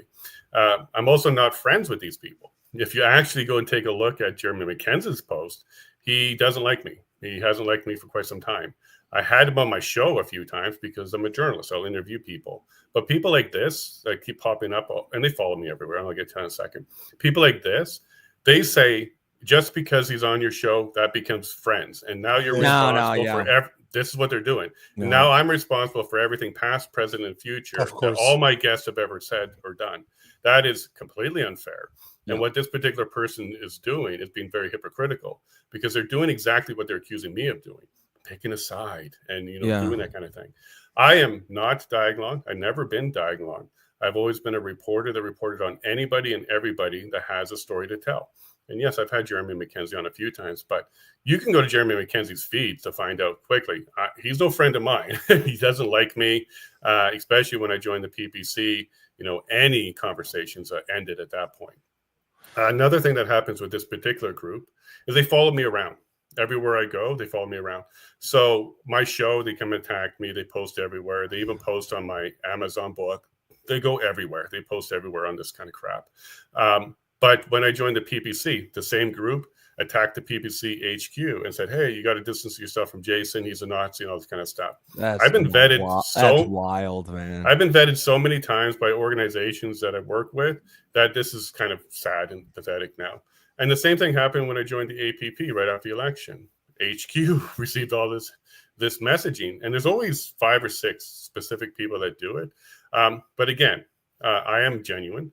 I'm Jason Lavigne. I have hosted over 600 people on my show, and at no point am I responsible, past, present, or future, for any of their beliefs, any of their actions. When I platform somebody, it's because we're having a conversation. And if you're doing it properly, you're having a conversation with people across the spectrum. I'm not a niche type of person.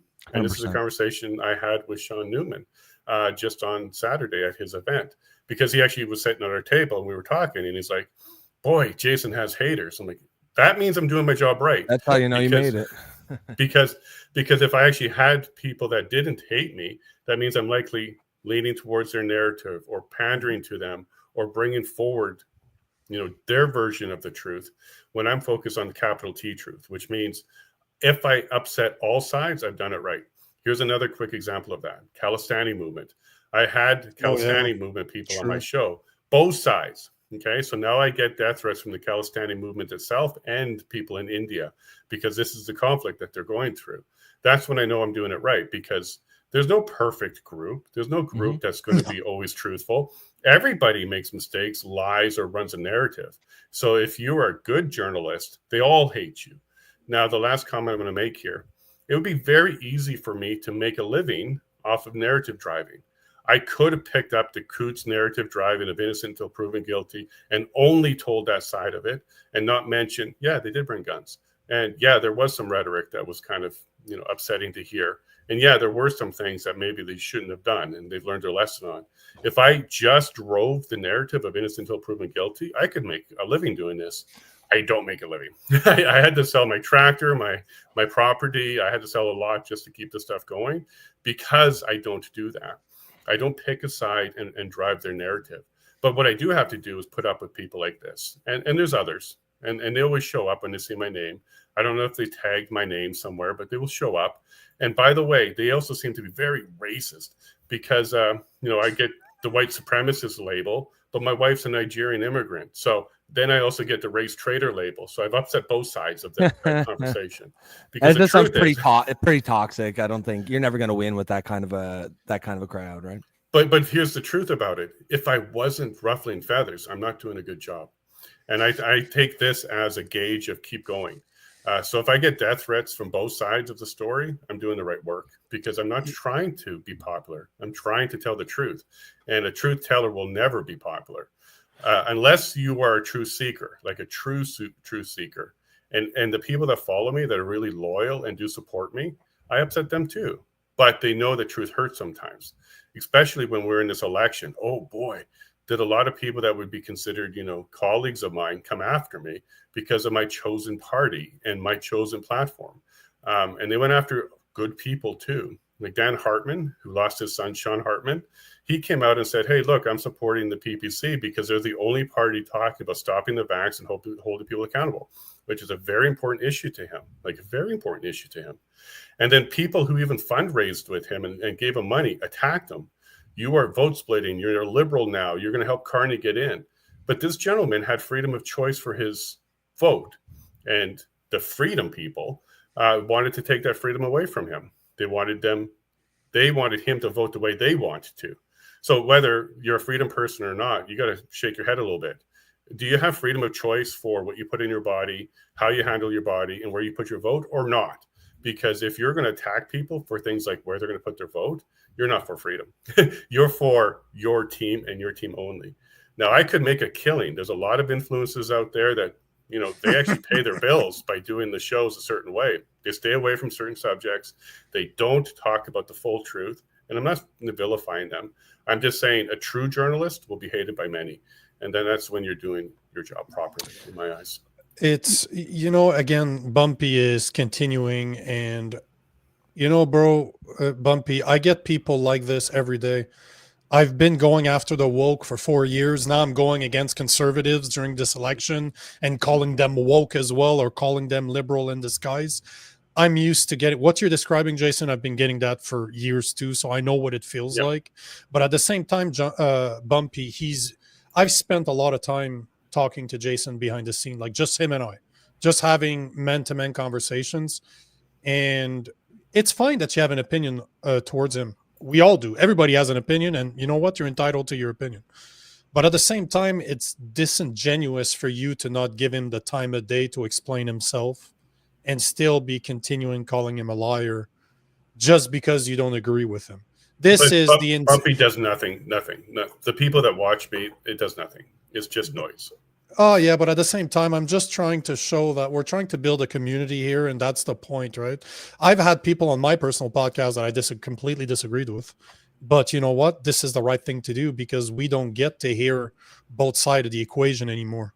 And this is where our problem is, and that's what we're trying to do here, is to have people on the show that you might agree with, you might not agree with.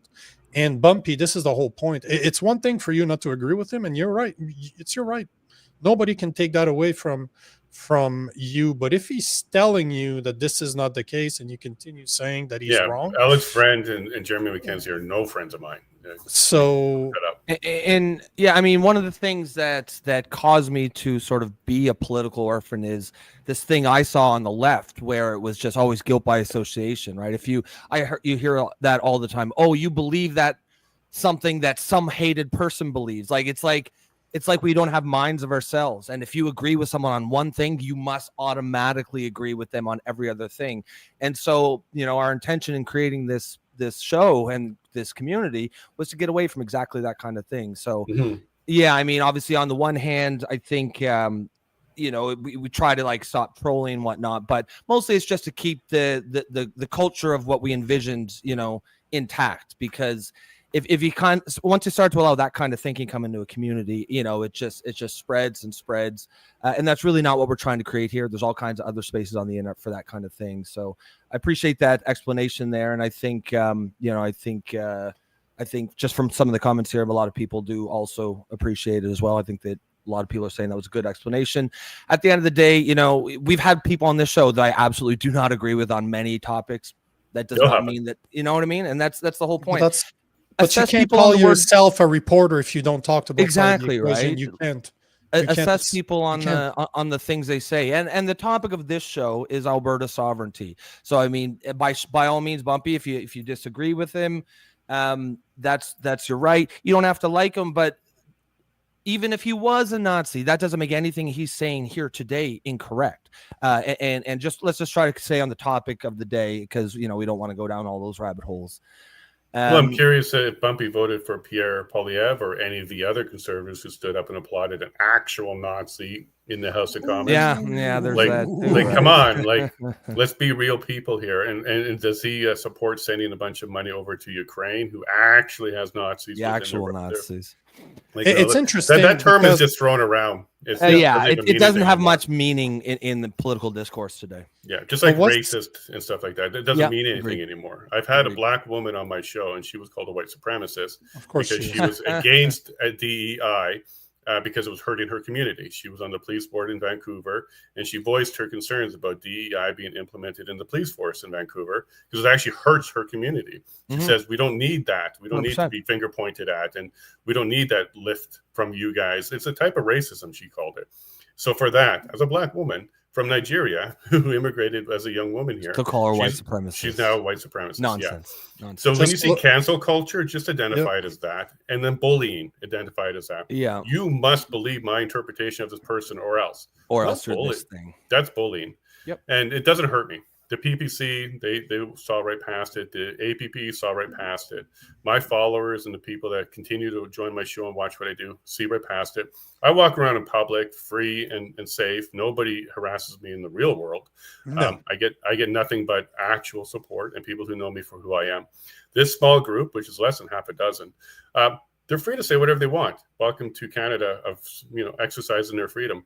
But when they get so vitriol and there's vile with it, I actually have empathy for them, because if they're real and this is how they feel they need to spend their time, they need a hug. And if they're not real, then they're just bots or agitators and paid off. Well, then they're harming Canada. In either case, I feel a little bit bad for them. Well, again, I deal with this shit every day. I've been dealing with it for years now. It's the woke right that's attacking me, just like the woke left, and my stance has never changed. So I fully understand where you're coming from, and that's why I'll always defend you, because I know the type of person that you are. We've spent hours upon hours speaking behind the scene. I have a very good impression of the type of person that you are. So, thank you. Oh, bro, you wouldn't be here if I didn't respect you. Not as a contributor. It's one thing to have you once on the show, but this ain't the first time. It's not going to be the last. So, no, but thanks for taking the time, man, because not everybody wants to address people attacking them, and I didn't want to put you on the spot, as in that was not the whole goal of today, is for you to come here to defend yourself. No, I don't run away from this. And ironically, Jeremy McKenzie put it probably the best. When you're in the ring as a fighter and you're fighting an actual battle, you don't care about the people with the poster boards outside say, I hate you and I love you. Your focus is actually on the battle. And as a vet, he explained that one time. I'm like, you know what? That actually makes some sense, because that's the way we got to focus. We shouldn't worry about what the crowd's saying, love or hate. We should be focused on the battle that we're in. Now, Dr. David Speaker reached out to me after the election, and he actually felt hurt because the news went after him. They put up, when his results came up for his riding, they put other instead of PPC, and they didn't put his picture, but they put pictures of everybody else. And he reached out. He's like, this is ridiculous. Like, why are they doing that? Like, why won't they even just show his picture? And let's keep in mind who David Speaker is. He's the guy who's found out the true ingredients in that stuff that we can't talk about, and actually is warning people about how it's affecting the next generations. He's doing some great work, but yet he gets attacked that way. So he said to me, though, he goes, well, you're doing it right when you get a lot of flack because you're over the target. But I had to wake him up. I said, David, we are the target. We're not over the target. We are the target. They're trying to eliminate our voices because we do tell the truth, and we fight against that. Make sure that people get the true truth. We are the target. We're not over the target. We're getting the flack because they want us destroyed and gone. I went through this just recently when I went into the APP. Somebody I highly respected, who will stay nameless right now, came at me really hard and went after the APP and said, it's either him or me. Well, I'm happy to say I'm a regional leader for the APP. I'm part of the core group, and I'll be working with them for the next 49 town halls. Because when you give ultimatums and you do this whole bullying tactic of him or me, you've exposed yourself. Yeah. So thanks for that comment. But we're working hard to bring sovereignty to Alberta, whatever it looks like. And we're doing that through education and information. And this is going to upset a lot of people. It's funny. No, you go ahead, Nico. Hold on. It's just, let me take, there was a couple of comments that were actually honestly, favor, like, do you want to just move on from this? Like, no, but he deserves good comments too. People, Sherry is saying, second time I've watched you and these two gentlemen. It's a nice, sane break. Oh, there's a ton of support here in the comments. And Nico's doing the same thing, calling the right woke. So just to say that as much as people will call you name, and he's still going at it and now saying that I silenced him for putting him. Yeah. It's just one of those things that, thanks for addressing it, because there's no point addressing it any further. But but that's so cowardly of you to address the bad comments. So yeah, no, I thought that was a good explanation. It's sarcastic, bro. I'm being very fucking sarcastic. And they're just looking at the comments. I don't know if you can see them on your end, Jason, but the vast majority are in support of you. I do. I love a lot of people out there. There's a lot of love around me. I take the Joe Rogan approach, is I just stay out of my comments. Yeah. Even the last week or so, I've stepped away from X. I'll post on X and I'll stay but you don't DMs. look. Yeah. There's no time, because either I'm there to receive the praise, which I know we have, like we have a lot of support, because I don't need to see it, or I'm going to see the vitriol. The vitriol, yeah. Yeah, and I don't why do care I need how to do tough you say you are. That stuff it builds up, and it can affect you. Like, of course, some people have a tougher skin, but I mean, there's nobody that is completely unaffected by that kind of stuff. Well, for me, the line is when they go after my wife and family. Yeah, absolutely. And When it they do becomes that as well. Yeah. Yep. Yeah. No, we've had to so leave our property for 6 weeks because of death threats that's we received. wild. That's wild. I appreciate the explanation. I thought that was a really good one. That's always the same. I always had the same answer for those people as I'm going to have right now. Would you talk to me like that if you met me in real life? If not, what's the difference? Because you're hiding behind a cell phone? Because I'm not warriors, right? Like I'm a very gentle person, but don't talk about that's why you'll never see my wife. That's why you'll never see my kids on social media, because they don't need to be attached to me. Like, they don't need to take that type of heat. But yeah, it's always interesting that we try to drive a civil conversation here. And even somebody that's been on the show. But what's interesting is that he's been here many good times. contributor. He's been a good contributor. Yeah, but you really triggered him. just by existing. He needs a safe space. It's not a safe space here. Yeah, it's not a safe space here. It's funny, just since we started doing this show here. So I served in Afghanistan with Jeremy McKenzie. He was in my unit. Oh, wow. And I didn't know he had this large following until we started doing the show, and his name kept coming up again and again. Yeah, I think he built it after he served. Yeah. But it's he's a cool guy. I actually am not too familiar with his politics. Did you just endorse a racist? You said a racist guy was cool. I just know him. I actually don't know what his politics are like. All I can, but that's how I do it. I'm always gonna judge people based on my interactions with them and not what other people tell me. And I thought he was a cool guy. Good guy to have in the trench with you for sure. Should we get back to this? Take a question, because I got a question for you that I think we've addressed in the past, but I'm really curious, especially now after the last election. Do you see an influx of people going to Alberta? Because if my wife approached me last week and say, if we're staying in Canada, which we're not planning on, should we move to Alberta? I like where your mind's going. There's another reason why I married her. But do you see that as a possibility, an influx of people going to Canada because they can't take going to Alberta, because they can't take the rest of Canada anymore? Yeah, so there's two questions there. There's the one from the audience member there about the 4 million immigrants coming to Alberta. Sure. Yeah, sorry, do you want to get Nico's, and then I'll read that one out to you after? Sure. And then, of course, Nico, I think what's going to happen is we're going to have two directions. There's going to be a bunch of people that don't want to be part of the nation of Alberta. They want to stay Canadian. They're going to head, out. And by the way, there is a program to get you to the border for free if you want to do that. There's a deal made with the transport company. This comes out in the podcast. Oh, really? Like they'll get you there for free? To the border. So if you want to go to Saskatchewan. Repeat that again. Yeah. Hold on. Repeat that again. I can't remember the name of the bus company, but if you really want to leave Alberta, we will assist with that. Okay, the other way around. You're not driving me from Quebec to Alberta. No, but I wouldn't mind if there was a train that was going back and forth, swapping people. That'd be cool. Yeah. I wouldn't mind at all. But we absolutely expect an influx of people. I think it'd be a net positive into Alberta. It depends on who, though. It depends on who. Like California had a bunch of people go to Texas and change to purple. From red. So this depends who. But we do have some. So when it comes to the referendum, if you're going to come here because you want to influence the referendum for or against, you won't be able to. Yes. You have to lived in Alberta, had residency in Alberta. You have to be a Canadian citizen. You have to be able to vote in a provincial election. And you have to have been here. It's either 4 or 5 years to be able to vote. So you can't just come here to participate for or against. So that's one thing. But if you want to move here before it happens, it's probably a good idea. Because one of the things that have been talked about is if this is done, it looks like the U.S. currency will become the Alberta currency for a little period of time. Just pegged to the U.S. dollar?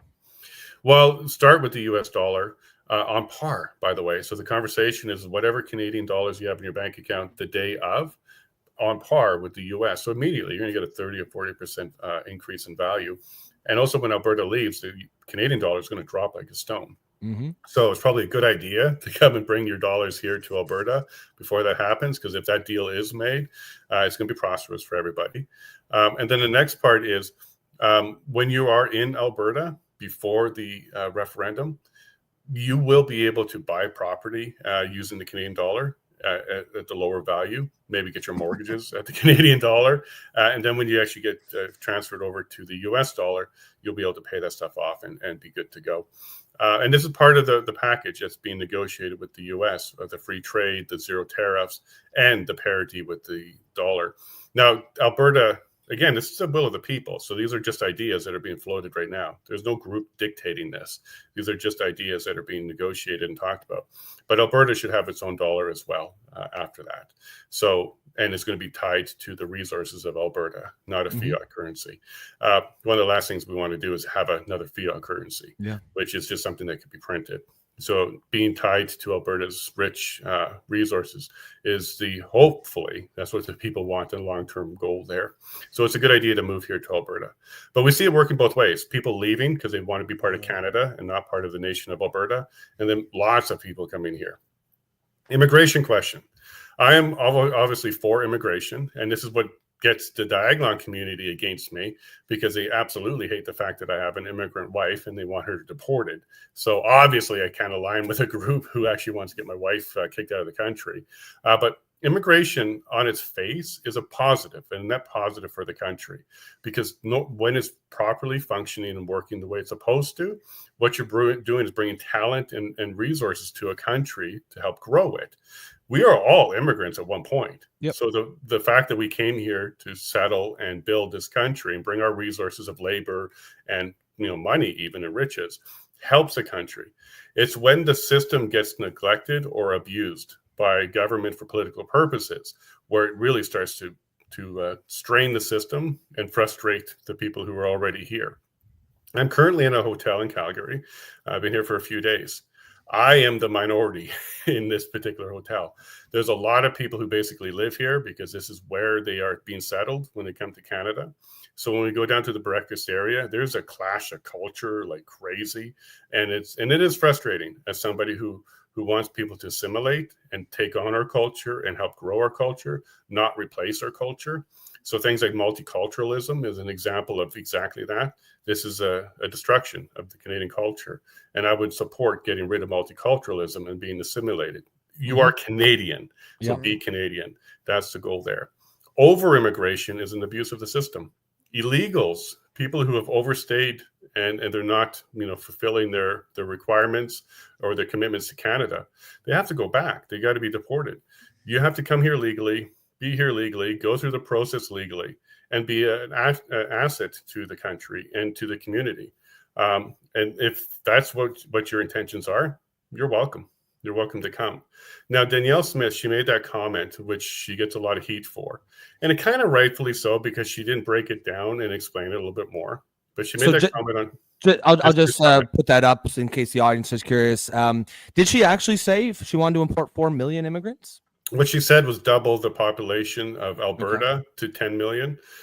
So at this time, it was like 5 million, really, not 4 million. But she's explained this later, but she didn't explain it, I think, well in the Sean Newman podcast when she made that comment. It was to grow, because that's how you get more representation within the Canada Westminster system, is this population-based. And this is why the East keeps getting more and more power. It's because they have a lot more people moving in there. Her intent for that was, in order for Alberta to get more voice in the Senate, in the House of Commons, and inside of Canada, as it's done right now under the Westminster system, we need to increase our population. Now, she didn't say, replace Albertans with immigrants, or that wasn't her intent. Her intent was, over a period of time, to grow Alberta. I would have preferred, she said, hey, Albertans, go have a bunch of babies. This is one way to do this. Go and actually increase the population through the natural, God-given way. Have a bunch of babies. But she's also being very pragmatic. If the East is going to keep importing a bunch of people through immigration and tipping that scale more and more in their favor, we need to try and find a balance for it. Now, at the end of the day, this was an unpopular comment in Alberta, as you're seeing, because it's also being grouped in with, Trudeau's version of immigration, and now Carney's version, and even Poilievre's version of immigration, where they're just numbers. not the quality of the immigrant. And if you keep doing that and mixing that conversation up between their version and then what she was trying to do, I can see the pushback. But she has clarified it since.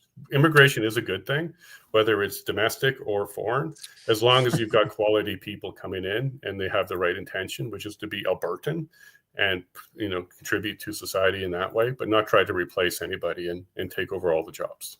I mean, and that's the key, right? Like, I think if you just look at our birth rates here, not just in Canada, but in all industrialized countries, they're below replacement level. We need to have some form of immigration, but it doesn't have to be this open borders immigration that we've had all over the West for the past 10 years.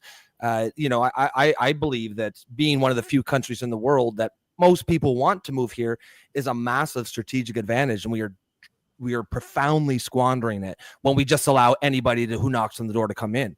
We should be having educated people, skilled workers, young families, because, you know, if you come here, you're educated, you're skilled, you get a good job, sure, you contribute to the tax base. If you're a young family, I don't really need to know much else about you to know your interests are aligned with mine. You want a good future for your kids, the same as I do. So yeah, but according to the left, if you put any kind of filter so that you only get the best of the best, you're being racist. And that's what we really need to get away from. But I agree with you. I think if we just have a blanket policy of no immigration, then we're committing suicide as a society. Yeah, no, it's ironic that they're calling, you know, Canadians racist when we've been a very welcoming country to so many different people. And none of the policies I'm talking about are race-based. It's not like, hey, is this your race? Well, then you need to go. That would be racist. Also, what's racist is DEI itself and programs like DEI 100%. And this whole long history of it. It used to be called critical race theory. Before that, it was affirmative action. Like, those are actual racist policies because they do judge you and rank you based on your race. So if you really want a non-racist country, you got to get rid of things like DEI and never bring it back. It needs to be meritocracy. It's based on your merit and what you can contribute. In fact, I don't even know why you have names. Just have a number and here's what they're bringing and then make your decision. But in our current system, which has some systemic racism because of things like DEI, you need to remove that. And I had this conversation on the campaign trail in the high school when at the end of it wasn't a debate. They just asked us, you know, very loaded questions, which are obviously woke and indoctrinating questions. But I had a immigrant young lady come up to me after and said, I just want to clarify with you, do you think you need to get rid of all immigrants or just the illegal ones? And I said, oh, be very clear on this one, illegal. She's like, okay, good, because we're having trouble in our culture, in our society, in our communities as well with the illegals, the ones that are coming here and not working. They're coming on student visas and not going to school. And they're just, you know, trying to find ways to stay as opposed to use the system properly and do it the right way. They're like protesting to stay. And she had the same concern as the rest of us. This is not what we want. We want people who are here for the good reasons, the right reasons. They're going to start a job, grow their family, contribute to the community. And she herself was a first generation Canadian, and she had the exact same concerns as we had.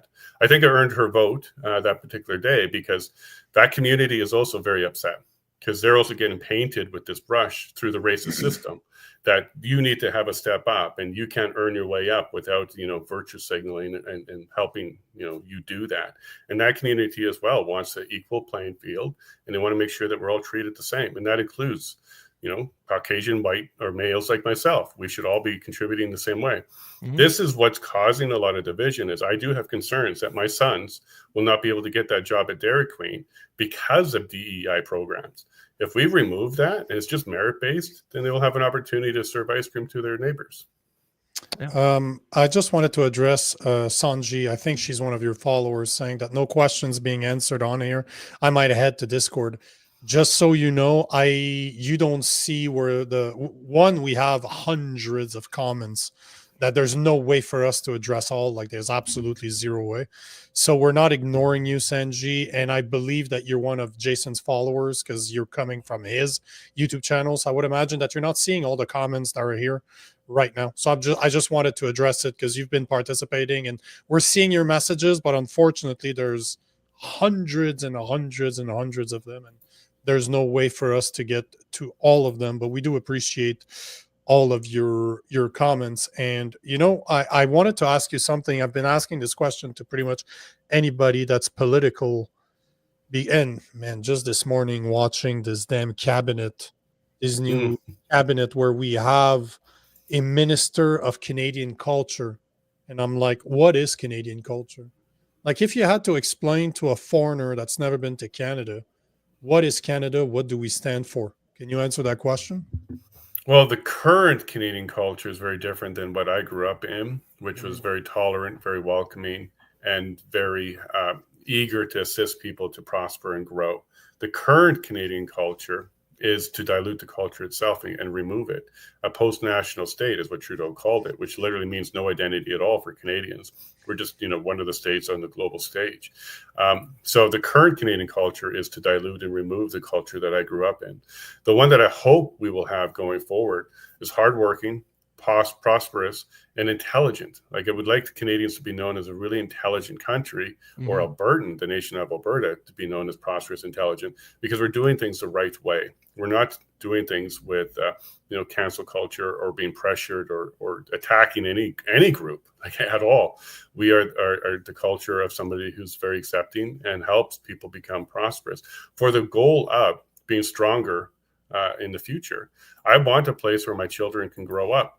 I don't want to even consider having to move to a different place just to give them the right future. I want Canada's culture to be one that takes care of the next generation and provides more for them than we did growing up as well. Leave Canada or Alberta better off than when we found it. So, I think there's still lots of Canadians that feel that way, but unfortunately our government is telling us we can't. That's considered racist or homophobic or all of these other things intended to diminish and devalue, people that we consider ourselves to be Canadians. And I'd like to see that just end. We stop attacking Canadians and our current culture. And it will morph into something slightly different than I grew up into, but it shouldn't be one that excludes anybody, and that includes myself or my children. Unfortunately, that's not like you said, that's not the case anymore, right? Because even myself, I spent half my time in the US and I don't see a future in Canada. The only place I would consider is Alberta because you guys are more conservative. Like, I look at the Conservative Party that's supposed to be the Conservative Party, and they're liberals. I'm like, they would be Democrats if they were in the States. 100%. And they wouldn't even be on the right side of Democrats. They'd just be somewhere right in the middle. They wouldn't be as bad as AOC, but they would be still, they're liberals with somewhat of a fiscal sense. That's all they are. Yeah. So it's hard. It's very hard for me to look at the state of Canada and not be appalled by it. And I'm happy to see what Alberta's doing because you guys are more conservative than the rest of Canada. And the voting map pretty much sees it. It shows it. It's like blue outside of literally 3 ridings.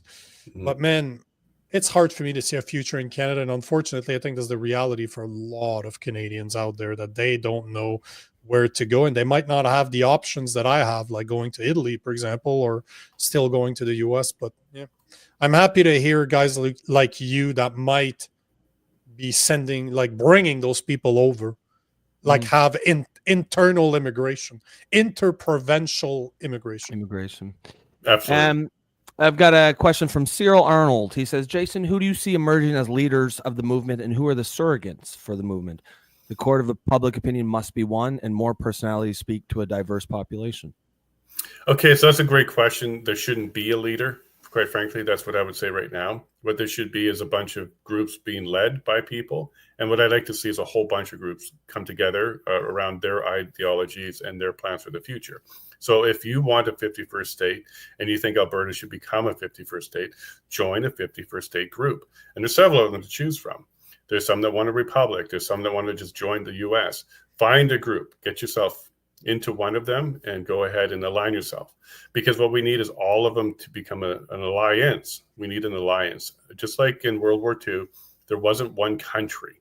There was an alliance of countries and multiple leaders with different cultures that came together for the common goal, which was to stop actual Nazism and fascism. In this particular one, we need people to align with voting yes. If that's what your group needs to get to your goal, then we're already aligned. And I don't think we need a leader. Now, the good thing about Alberta is we have a leader right now, Danielle Smith. What kind of leader? We're going to learn over the next 6 to 12, maybe even 18 months. What kind of leader will she be? Is she the one that we hoped she would be when we put her in place? Or is she going to turn into something that's more aligned with Ottawa, and maybe her ambitions are to become prime minister one day? So she's more focused on a federalist system. We have a leader. Who's going to be the next leader? I think it's premature to even start putting names out there, or even the fact that we need one, because we already have one. But what I would say to the people who are looking for someone to lead the movement, what you're doing there is you're creating an impossible situation. We're never going to unify all of these groups together under one umbrella and under one leader. That's a fool's errand. The convoy itself in 2022, there was 18 different identified groups there. There wasn't actually a single leader. What we saw, though, was the leaders of the largest group got attacked, charged, mischief, and went through trials. But there was 18 different groups that came together for the same purpose: stop the mandates. So this is what we're going to see here in Alberta. We're not going to unify under one umbrella, one leader, and nor should we try and do that, because it's just too diverse, and that's the way it should be. When we're done this process, I think you're going to see a whole bunch of groups come together, and that's the way it should be. There's going to be people down in the south that are a little bit different than the north of Alberta, and the central Alberta, and then the cities. They're all going to be different because they have different needs and resources and requirements, and that's the proper way to do it. So I don't think there's a leader. There shouldn't be one at this stage. And if we get to the point where Danielle Smith isn't our leader that we need anymore, this is something that Alberta is very good at, finding a new one. We've never not been able to find a new leader. So I would let that process happen naturally, organically. And anybody that calls themselves the leader of the separation movement or sovereignty movement or independent movement, be wary, because nobody should be self-appointed. That's kind of the whole point to this, is we don't want any leaders put upon us. So you're going to see groups like the APP grow quite large, and we have a leader there, Mitch Sylvester. He's working with a whole bunch of people. There's a whole board. So, and each group has their own leaders. Cam Davies for the Alberta Republicans. We've got David Parker. He's doing some work kind of with Take Back Alberta, but doing some more things there. So there's a lot of people across the board who are putting together their groups. And I think that's wonderful. That's what we need to do. As long as we have a common goal, a yes vote, I think we're going to be in good shape. And you're going to see the same thing happen on the other side. There's going to be a bunch of groups come together for the no vote.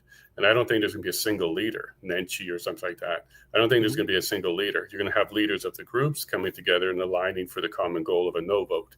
And then at the end of the day, we're going to count those by hand, not by machine. And we're going to see where we land. Then we'll take the next step. Do we need to have a new leader of the nation of Alberta? Can it be Danielle Smith? Is that what the elections say? We're going to do it in a democratic way.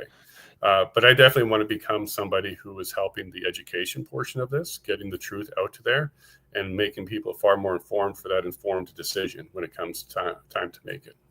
Yeah, I was just going to ask a quick follow-up question on that. Do you see Danielle Smith as being let's say in a hypothetical scenario, there is a separatist or Alberta has left Canada.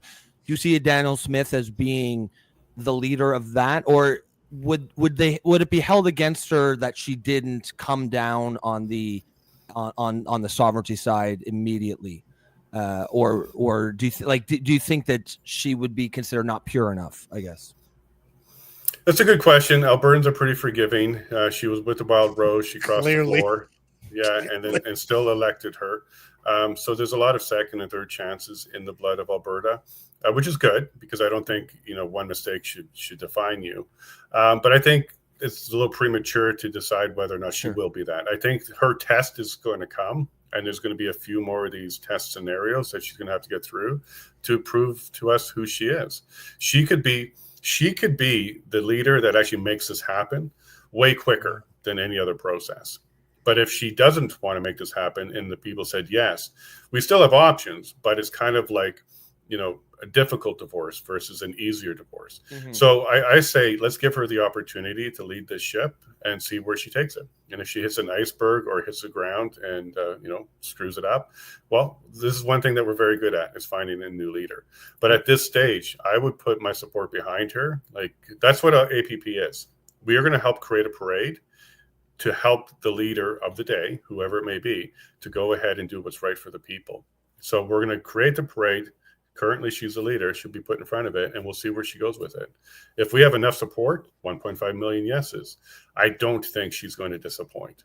So that's why I'm still working really hard, and I'm not going to be part of the bandwagon that says here's a new leader or let's go find a new leader now. I think when the time comes, either we're going to have one or we'll find a new one.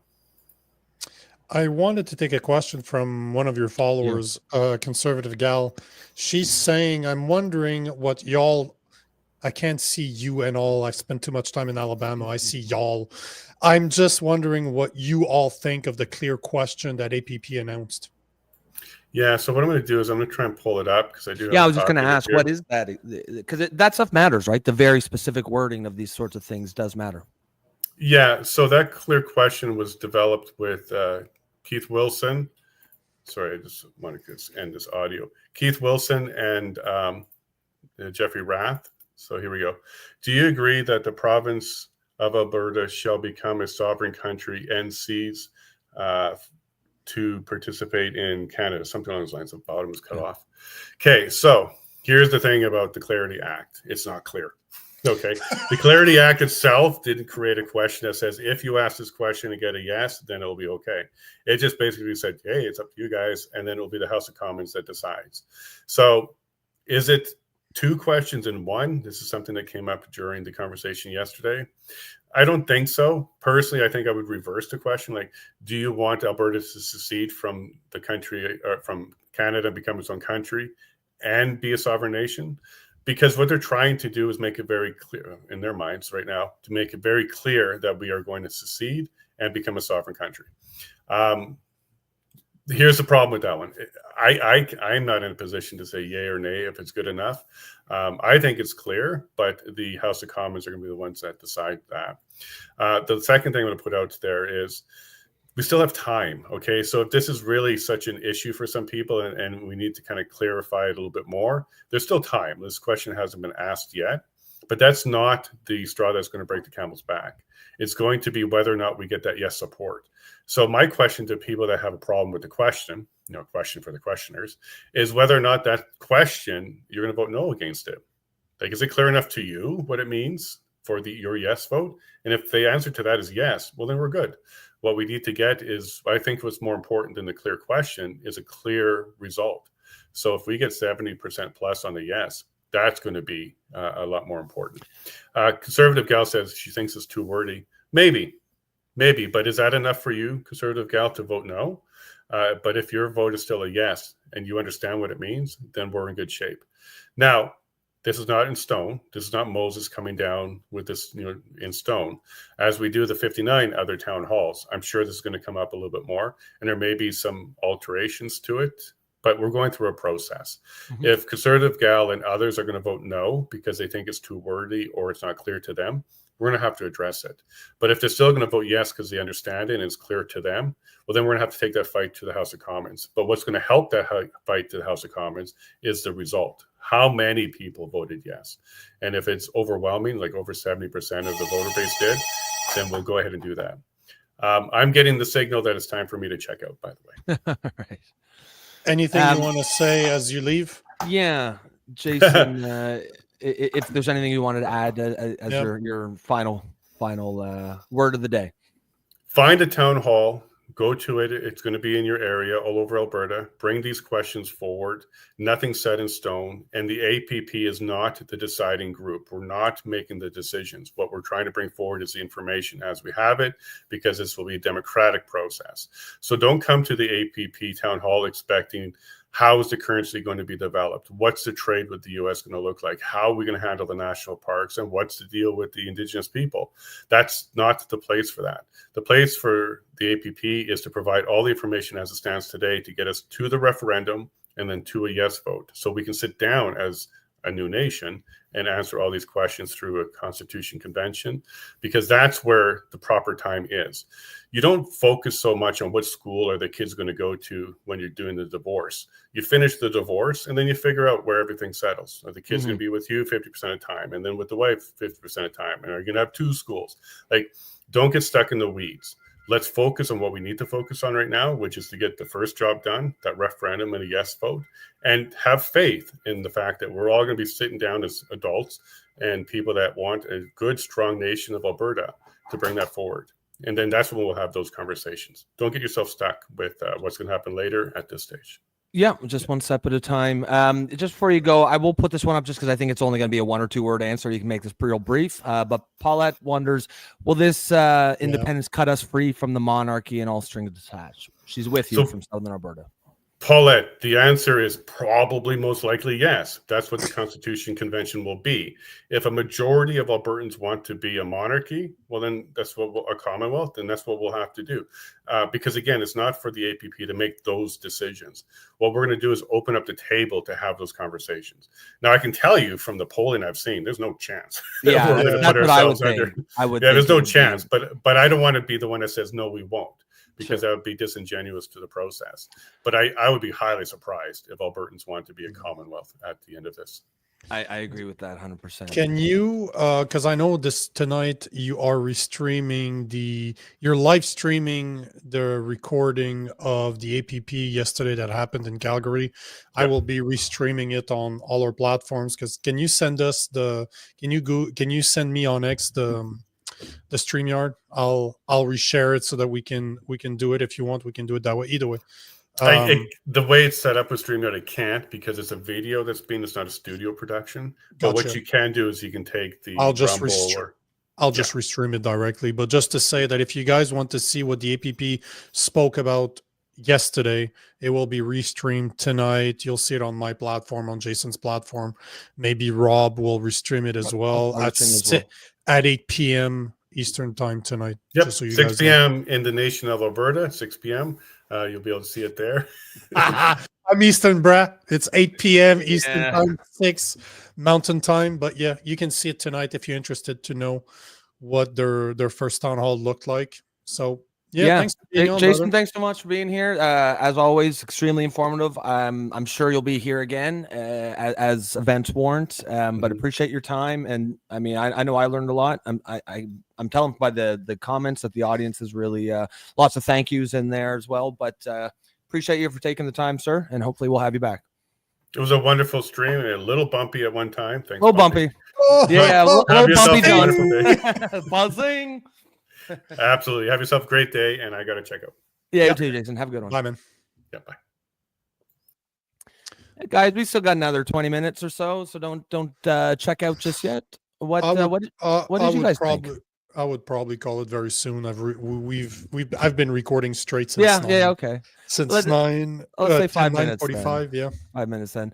Guys, what did you guys think about that? Did you learn much? Did you like having Jason on? Would you like to have him back? Yes, lots of Northern Hillbilly says another good one, guys. Very spicy. Yeah, she got spicy. All right. But that is, that's the way it's going to be sometimes. And, Bumpy, if you're still listening, no one demands that you, pretend to like Jason or anyone. You're well within your rights not to. But we do like to keep it on topic. If you've got your issues with them, that's your right.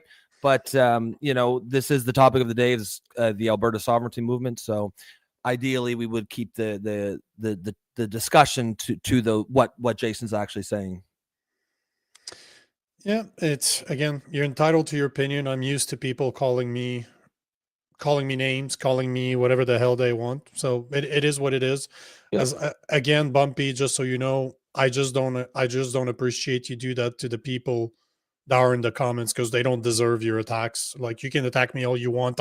I choose to be in front of people. I reach millions of people every month, so it's part of the game. I fully understand it, but it's not fair to the people in the comment section. And don't take this as I'm trying to silence you. I'm more doing it so that it stays we gotta protect the community too, right? Yeah, because at the end of the day, free speech doesn't prevent you from consequences.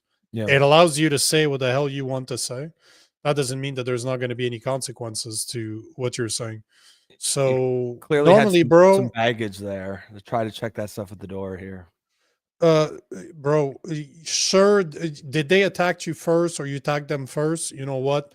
Debatable. I don't care that you guys are having a discourse in the conversation. On the contrary, what I don't like is the name calling, and you're the only one I saw that started calling people names. This is the one thing I don't like.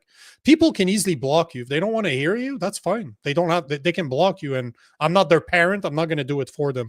All I ask is that the comment section stays polite, because unlike Jason, that takes the Joe Rogan approach, where he doesn't look at the comments. I live in my comment section, bro.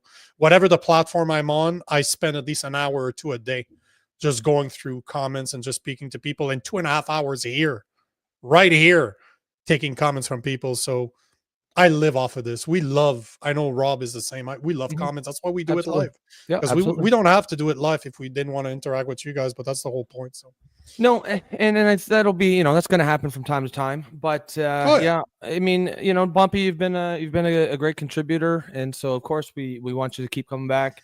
We're building the community here, and you might even say it's a bit of a family. There's always going to be family tiffs. That's fine. No, that's all good.